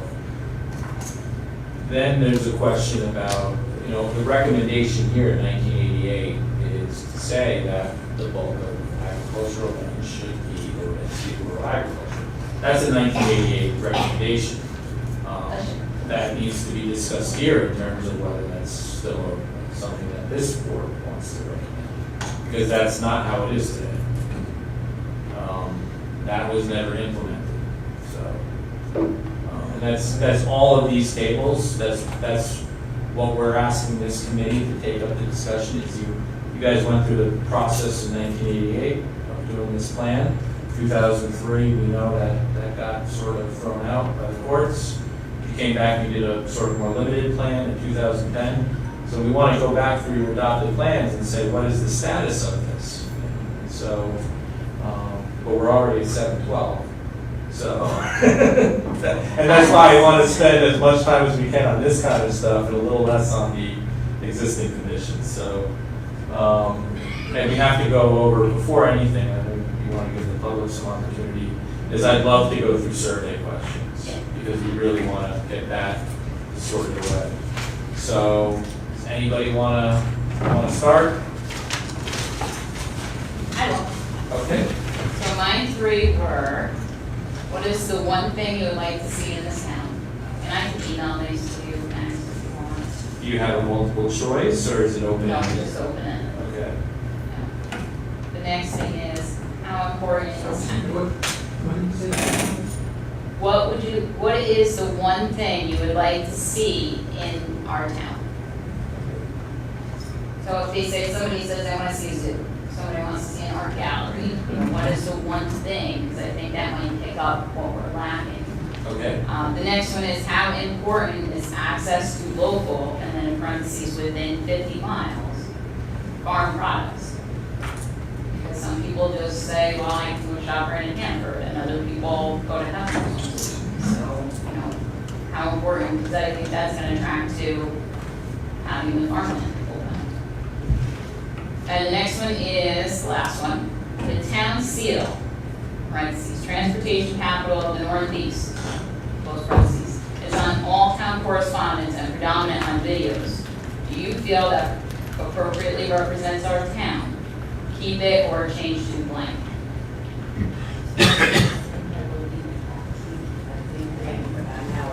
I'll sit in meetings and I'll be like, what would I put in this Foursquare quadrant? Like, I like the train, could we get a mammoth in there? Like this is what I'll do when the meetings are getting a little bit like, certain people are Yeah, I would just,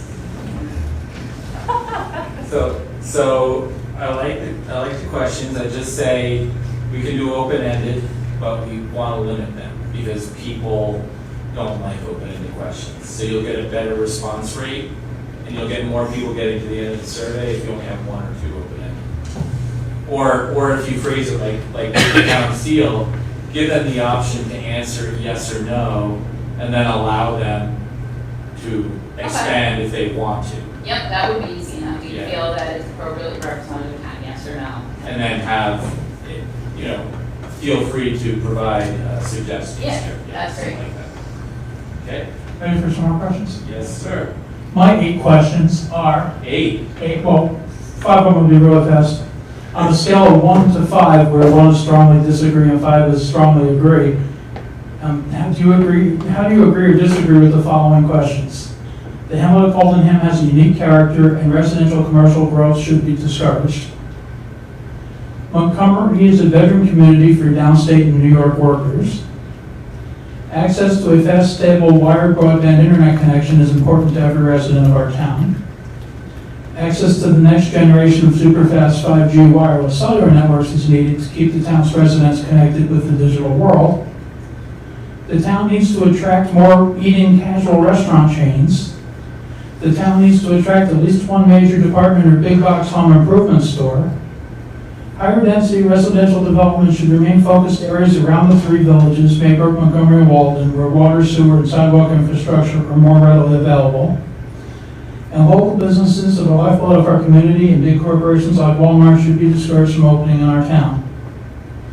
The second question I have is, it's a yes or no question. Do you believe the town needs to expand existing water sewer districts or create new ones to cover more residents, even if it means a sizable increase in taxes? Just throwing it out there. Say that one again? Do you believe that the town needs to expand existing water and sewer districts or create new ones to cover more residents, even if it means a sizable increase in taxes? Just throwing it out there, yes or no question. And an agree-disagree question is the Walco River is an important recreational area in our town, and every effort should be made to preserve access to the river and prevent additional pollution. And finally, Oh, go ahead. Stewart State Forest is an important environmental and recreational access for our town, and the town should make improvements to town roads leading into each gate to attract more visitors and direct them to this resource. Agree or disagree? So, what was your second of 5 questions? Disagree. The agree, disagree ones. Montgomery is a bedroom community for downstate New York City workers. Yeah. I'm just curious to hear the answer. It's going to tell us what people are doing, you know, our residents. When I was campaigning though, I know a lot of people in Walden actually are New York City commuters.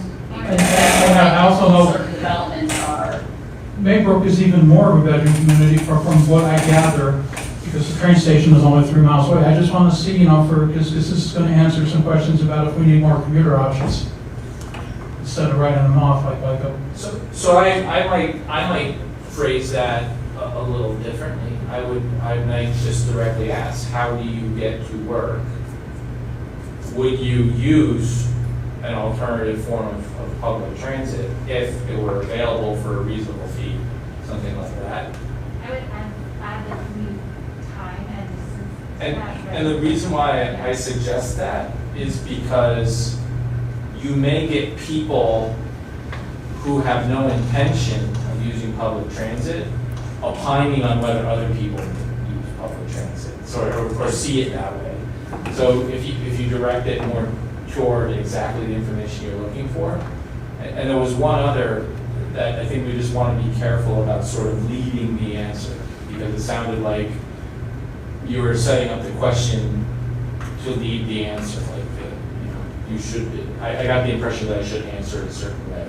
And the Based on other what it's- thing, when you talk about water and sewer, I don't think a lot of people realize that that's based on users. And I think that has to be right, because I mean, you put a sewer water district in Colton, it means nothing to me. I'm not gonna pay a dime more or a dime less than my taxes. So that's why I said, yeah, it goes into a bond, if I'm right. No, but it's the user, it's the person who gets the benefit, is the Right. person that's gonna pay. That's what it's yeah. Okay, maybe we can clarify that, but it's, that was my understanding, but you're right. We shouldn't assume anybody knows anything. because if you're saying, No, I was just saying, I think a lot of people in the town are confused about that. right, but, and people need to realize that if it's going to be a substantial cost, it's going to be a substantial cost for a small number of people. Again, that's why we need to make a Then decision. benefit, right, but and that's what, if people want that benefit and realize it's going to be a lot of money in taxes versus if you don't need the benefit, but you have to take it because you have to look into it. Like there are, Also, the water and sewer bill, which is added to the tax, is the water and sewer bill. right, but people don't Yeah, know that because. we'll we have never had to it. work on that and make sure, there's nothing wrong with providing a paragraph of education before the question. Say, you know, the current sewer district is proposed for expansion, here's the details. Do you strongly support, you know, that kind of thing? So we can work on all of these questions and. I'll just give you the sheet, we can figure out how to make it work. Yes, please, that'd be great. Do you want these emailed? Yes, if you have them handwritten, I'll take them handwritten. If you want to email them to me, that's even better. So how are we, can we just go over again, how's the survey being distributed or done? So typically the way it's done is it's primarily an online survey using SurveyMonkey.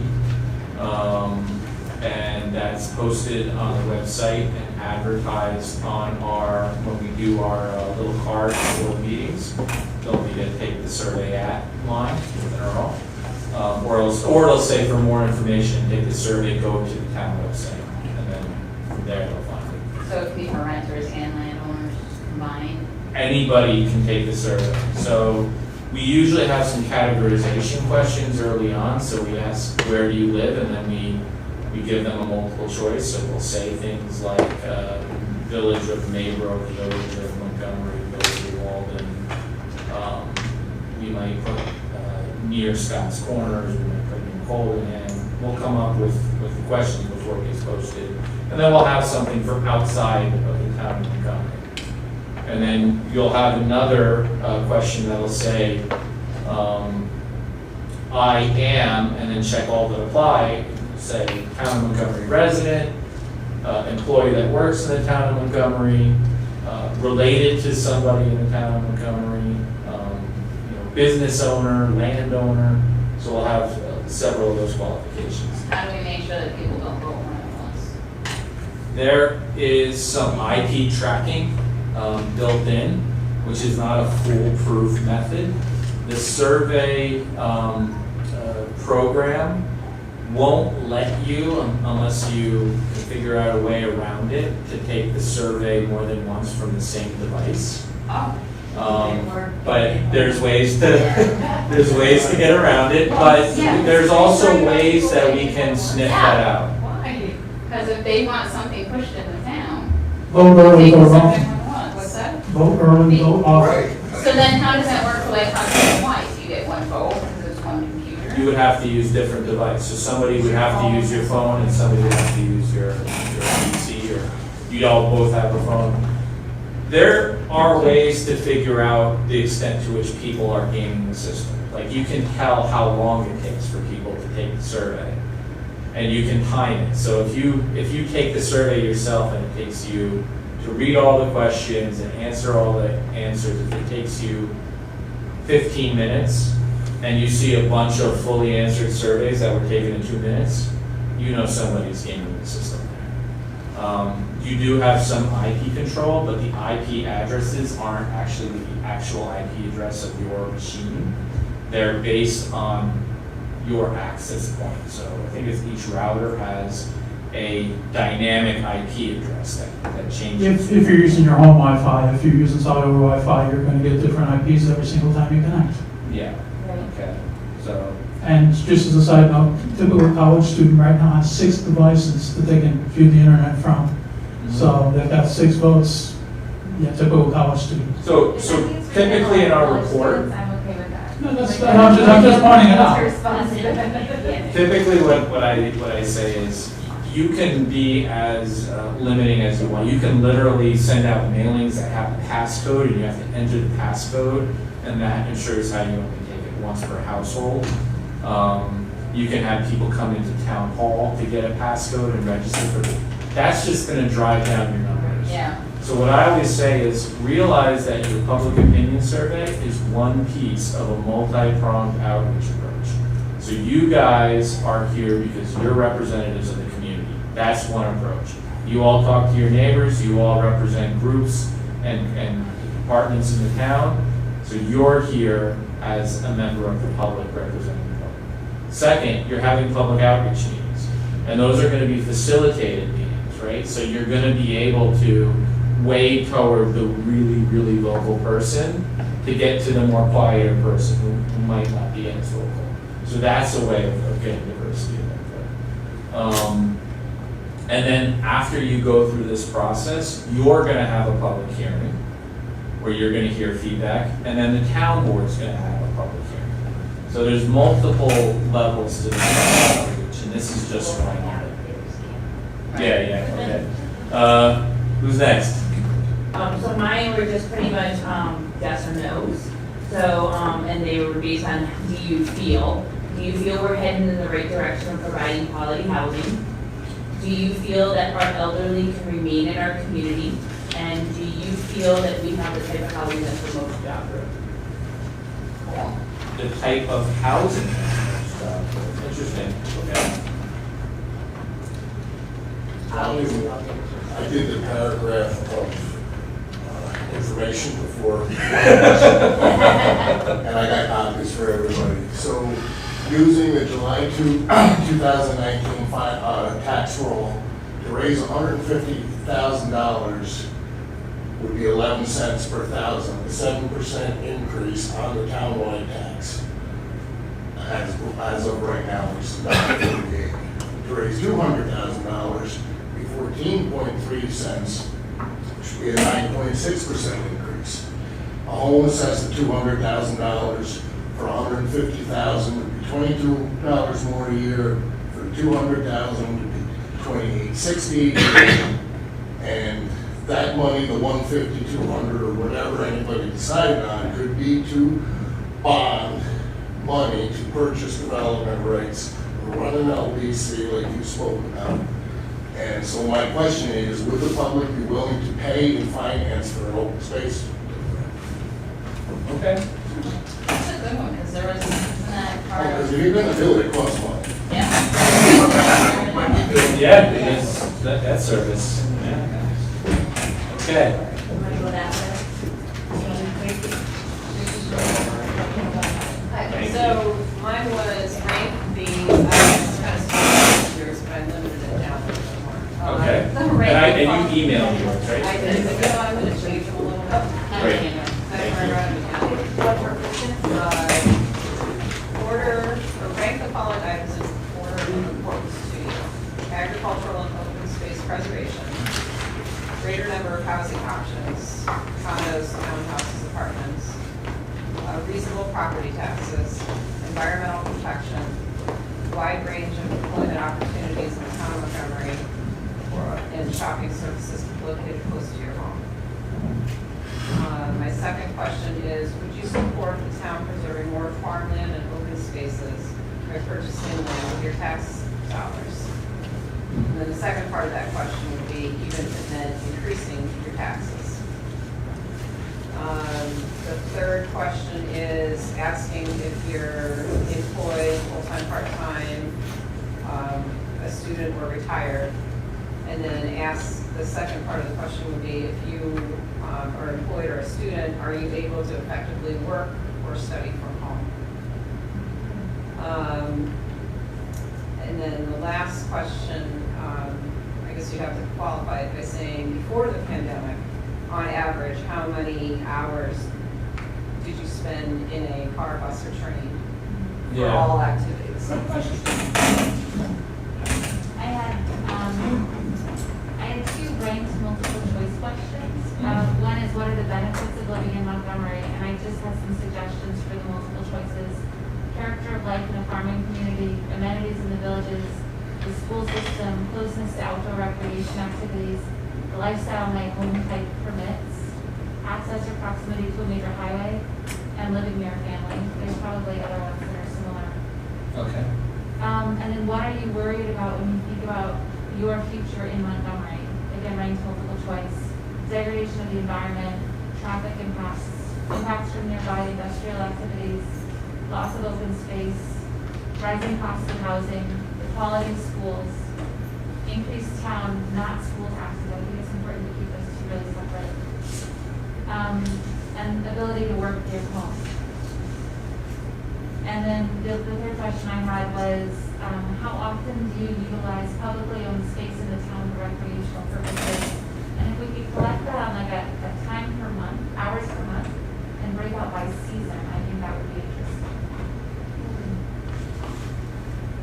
That's interesting. So if the responses would be, It'd be like number of hours per month in the spring, the summer, the fall, the winter, something like that. okay.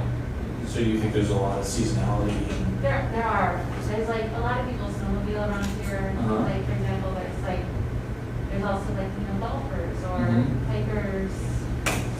Mountain bike riders or road bike riders, especially mountain bike riders in Seward. I'd like to be able to capture whether or not people are able to hunt locally because I'm really curious about that because a lot Well, we could ask that, we could answer some of those questions. Recreation, you could say, do adequate opportunities exist for the following activities? You could say hunting, trapping, That's a fishing. huge problem in New Yeah. York State in general, the privatization of areas where people would like to go on time. How much time do you Stewart State spend- Forest, that is all hunting, they're not Yeah. season. Yeah, and it's just. That's a categorization question, I don't yeah. mind, but like, Yeah, I've heard it's absolutely. horrible, you know? I wouldn't even walk a dog in there during hunting season, because you might not come out alive. At the Stewart Forest, Yeah. They do hunting there? Absolutely. Free range.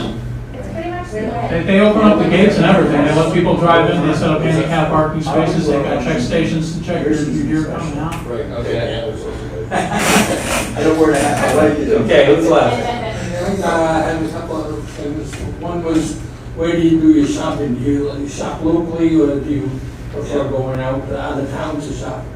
The other, which was sort of similar to the other ones, was what do you like most about living in Montgomery, and what do you find the most unsatisfactory thing of Montgomery?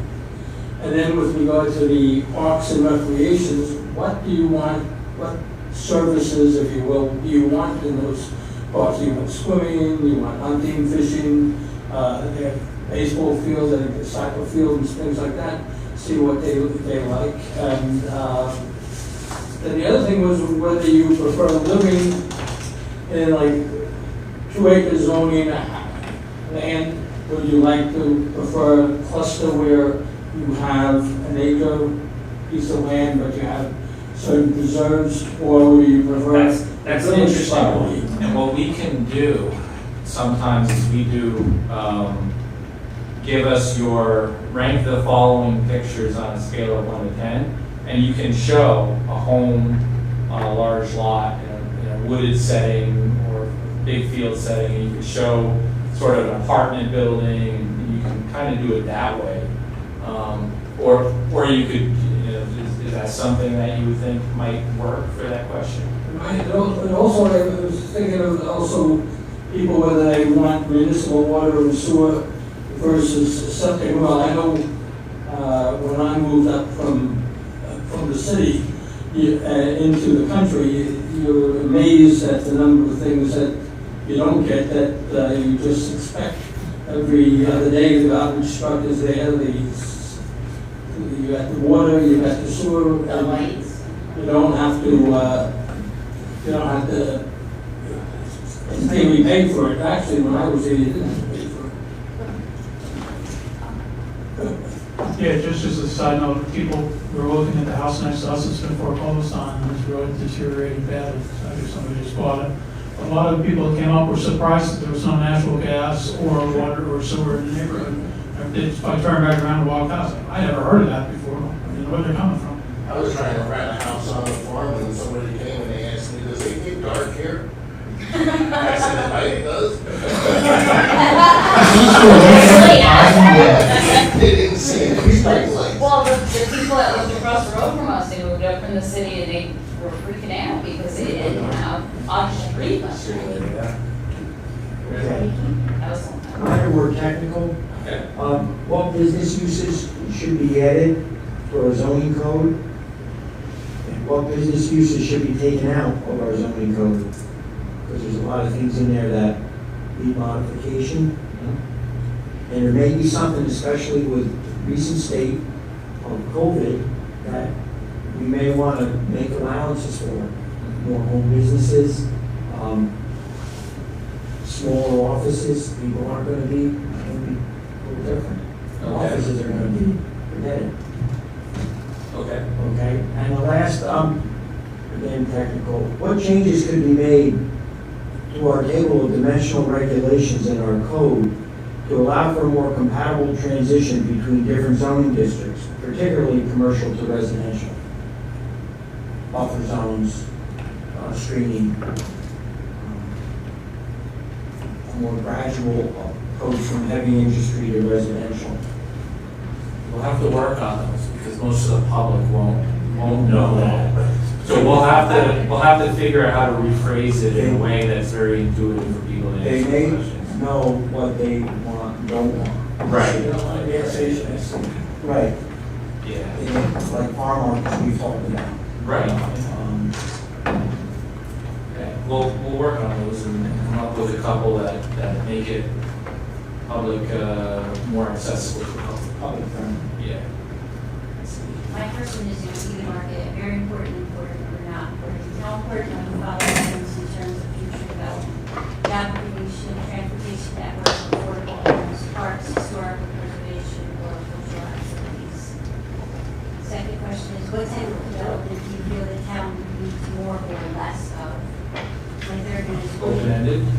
Yeah. Okay. Good answer, but why do you choose to live here? That was actually my fourth one, but I'm glad that you asked it. I scratched that one off and added it. Why do you Yes, choose why to do live in you- yeah. Montgomery? Okay.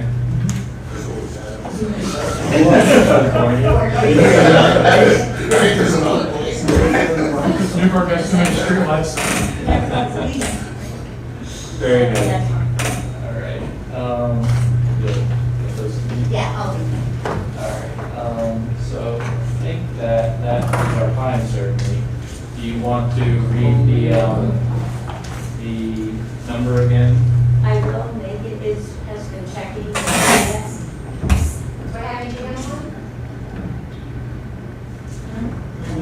I'll give the number one more time. That's 844-219-5837.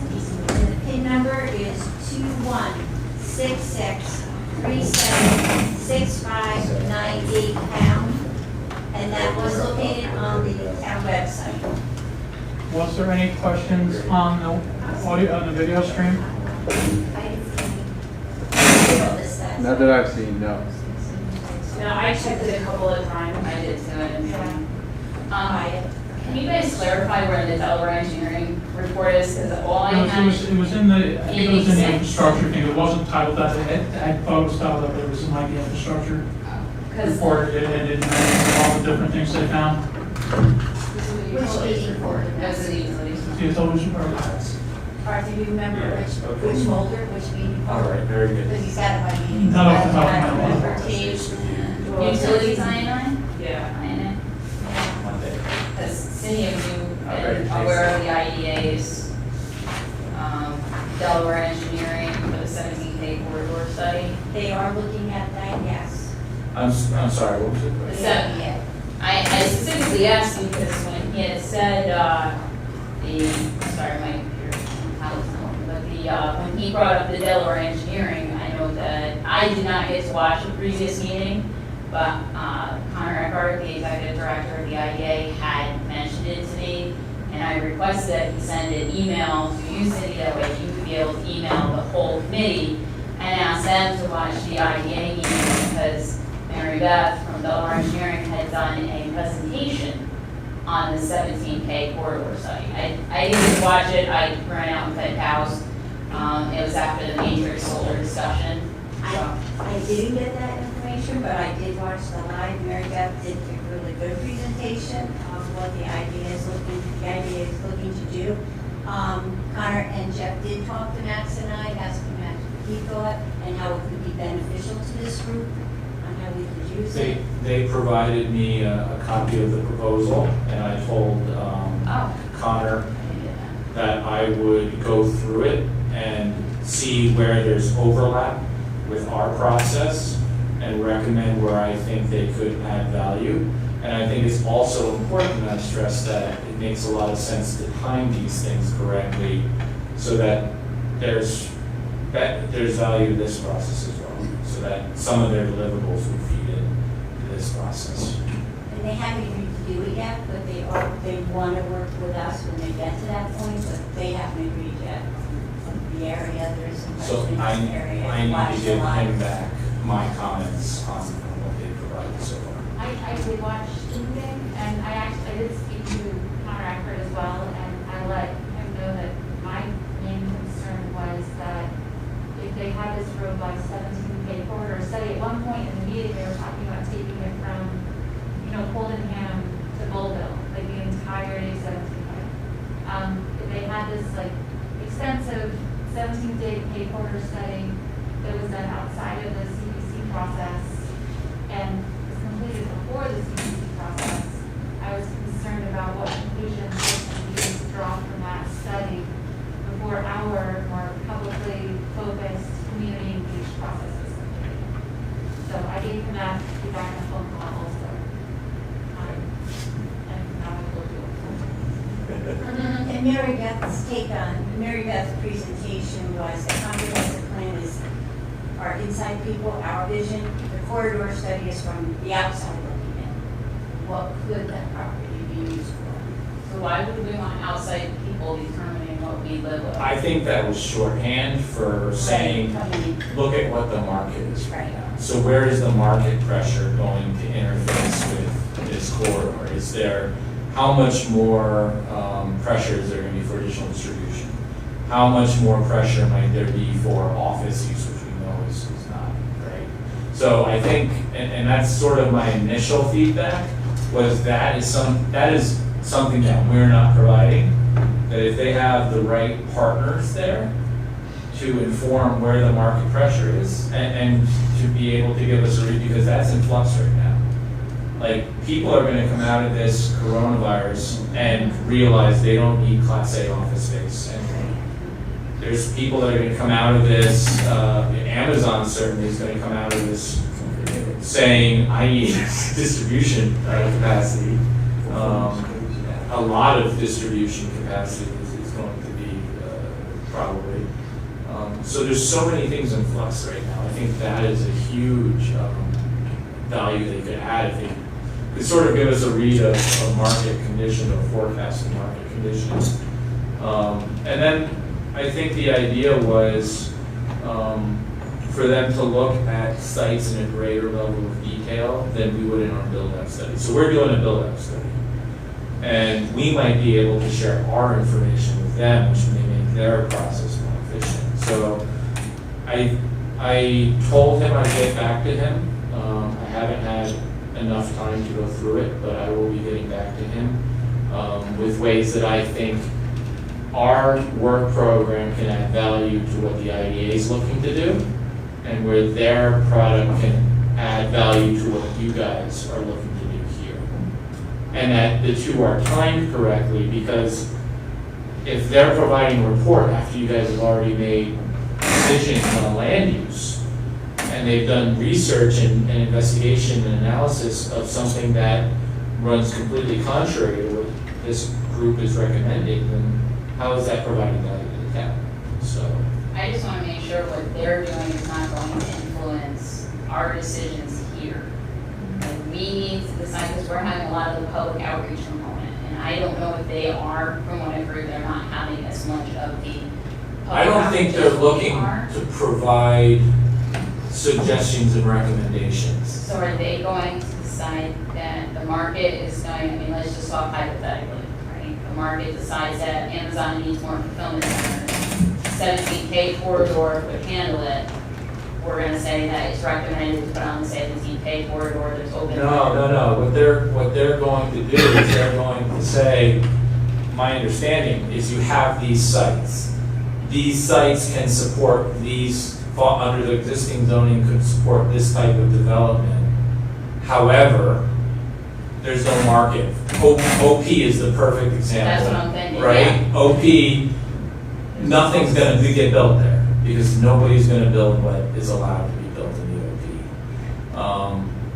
But I think looking at it on more strategic sites, case-by-case basis, to give that kind of information. My understanding is there were no recommendations attached to this. This is more of a data, an analysis of this is what could be built, and this is where the development interest is currently. And this is sort of the absorption rate that you could expect to get this many applications over a 10-year period for this much space. So maybe if we all just watch the IEA, because I think it's on, like, it's live, yeah, it's taped, so if we watch that and then have any questions, we can discuss it. Excuse me, more informational for us, information for us to use when doing this zoning, not them dictating to us, but they want us to give us more informational for us. Yeah, and I think there's, so that's one element, and the other element was to do with GEIS on that build out, to try and in advance understand what the impacts would be if the corridor built out based on market pressures. So I think that's a big part of that study. I think that's less useful to this group. I think the information that feeds, what is the market demands, what is sort of the absorption rate that this town could support. I think this group can use it to say, okay, well, over the next 10, 15 years, if there's going to be a demand for. GIS, not how long it's only. You can do a GIS on anything. Yeah, but then if we change zoning, I mean, they'd have to do another one. which is That's the why the same timing is, time. yeah. Are you talking about like a full public scoping session impact study process? I don't Or are they just know. gonna do like a straw I haven't reviewed it. So That's, and I'm not sure, nothing again has been finalized by the IDA, so I only have what was proposed. And I said I'd provide them with feedback on that. Okay. And they do have our schedule, so they're Mhm. very aware of what our schedule looks like. And it makes sense for the town for these things to be coordinated, because Yeah. it doesn't make sense to have two different consultants working in different directions. So, and Delaware has been very good so far, working and timing with the sewer study. So they provided us that existing conditions based on our schedule, so you all could have it. Now, they're waiting for us to come up with some initial recommendations before they move forward with the build-out calculations, because they want to know if there's going to be any major changes to those recommendations. So we've been coordinating, and if the IDA hires on this study, I think the IDA has indicated that they're interested in us coordinating with that too, this process. Is there a longevity of the market drivers? I mean, you haven't reviewed this yet, I'm sorry, asking you these hard questions. But I'd be curious also, everyone's talking about what's happening with coronavirus and the pandemic right now, but we have a snapshot and we have no idea what's going to happen in 6 months. I mean, maybe there's going to be an amazing vaccine, and, or maybe it turns out that. And how much do these things continue Who to knows, right? happen? Yeah, exactly. Because the underlying cause of this pandemic, you know, is probably some extreme density and bad environmental conditions Yeah. in China, right? Right. It's a marker of environment. But the spread of it Yes. has to do with global travel, Mhm. and it has to do with density of development. So there's a lot of elements to why this is happening now. But if the virus ended tomorrow, Mhm. what lessons were learned from this? How many people right now work from home instead of commuting? Are they gonna wanna go back to commuting? Even if there is no virus, are you gonna wanna come into the city 5 days a week? Are you gonna pay for this big office building where people gonna work Kids remotely? gonna wanna That's go to gonna school. drive. Plus, the environmental fans will be all over, you know, give up your commute 5 days a week. This is a, well, godsend to them, this whole thing. Because now, you know, 6 months ago, nobody would have said that, hey, you know, we can have 90% of the population work from home. And now 90% of the population is, well, maybe 80% is working from home. And this is going to also impact, I mean, there was definitely a large trend of people moving back to the cities. And we don't know how this is gonna affect that, because anecdotally, I haven't seen any strong market studies, but anecdotally, I hear that residential real estate in the suburbs and the rural areas is really hot right now. I noted up in Kingston, house prices went up from 300 to 600 in the outside the city of Kingston areas.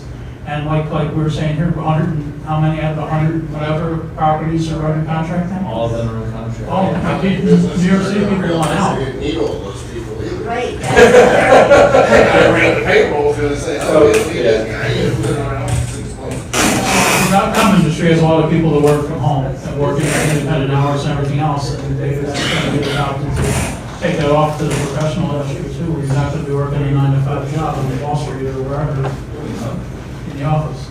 And so there's huge macro uncertainty right now. But I think really, if we could get some of that input, coordinated input into where this might take market pressures here, I think this group would be very interested, right? Just also for the document you're asking about, it was the utilities INA, it's on page 8 for the Scotts Corner secondary well. And the source of that was the draft water and sewer master plan. Thank you. And the pages prior to that contained all the water system problems, including the issues at Lakeview and the main going down, the sewer main going down to the, and how they had to patch a water tower over on Neely Town Road. And it's the only water tower in the town, and if we lose that water tower, we lose the entire water district. And that's a high point, so, and it's a high point at the other end of the system. That's the value of it. That's the Burger House well, they were saying it's about the same height, you know, for elevation. You'll have a high pressure point on both ends of the system. So you can feed Yeah. from either end. Yeah. Well, those only 125 gallons per minute out of the existing well there. And that has also some implications because the current well field still, although the change in management to the thruway authority, Still has some high chloride. still are salting the road there to some extent. And so these things. That's keep back to coming. DOT again. What? 84 is back to DOT again. From the thruway authority? It is, yeah, all the state highways are back to DOT from the Thruway Authority. They gave up on that. At the end of that. But, yeah. 5 years ago? I think the only piece that's remaining is there was a stretch in Grand Island up by Buffalo that the Thruway Authority kept, but otherwise, all the other interstates that came over in the late 80s are now back to the state. That's. That's a salt change, yeah. I will find the exact date and send it out. Okay, so if everybody could just email your questions to Matt, so he has like. Oh, and homework. That would be okay? Homework for next meeting. I want each of you to think of at least one place in the town you don't think anybody else in this room is going to pick that is a scenic vista worth preservation. Okay? At least one. I know somebody's going to come out with 5. That's fine. No, you got it, because otherwise we're all going to have the same place. That's right. And if you forget your homework, it's on the agenda. So that being said, thank you, I'm sorry we went on a little late tonight, but can I get a motion to? No calls. No A calls. motion. No calls. Shall we have no calls? Okay. Second, Second. all in favor? Aye. All opposed? Thank you all. Thank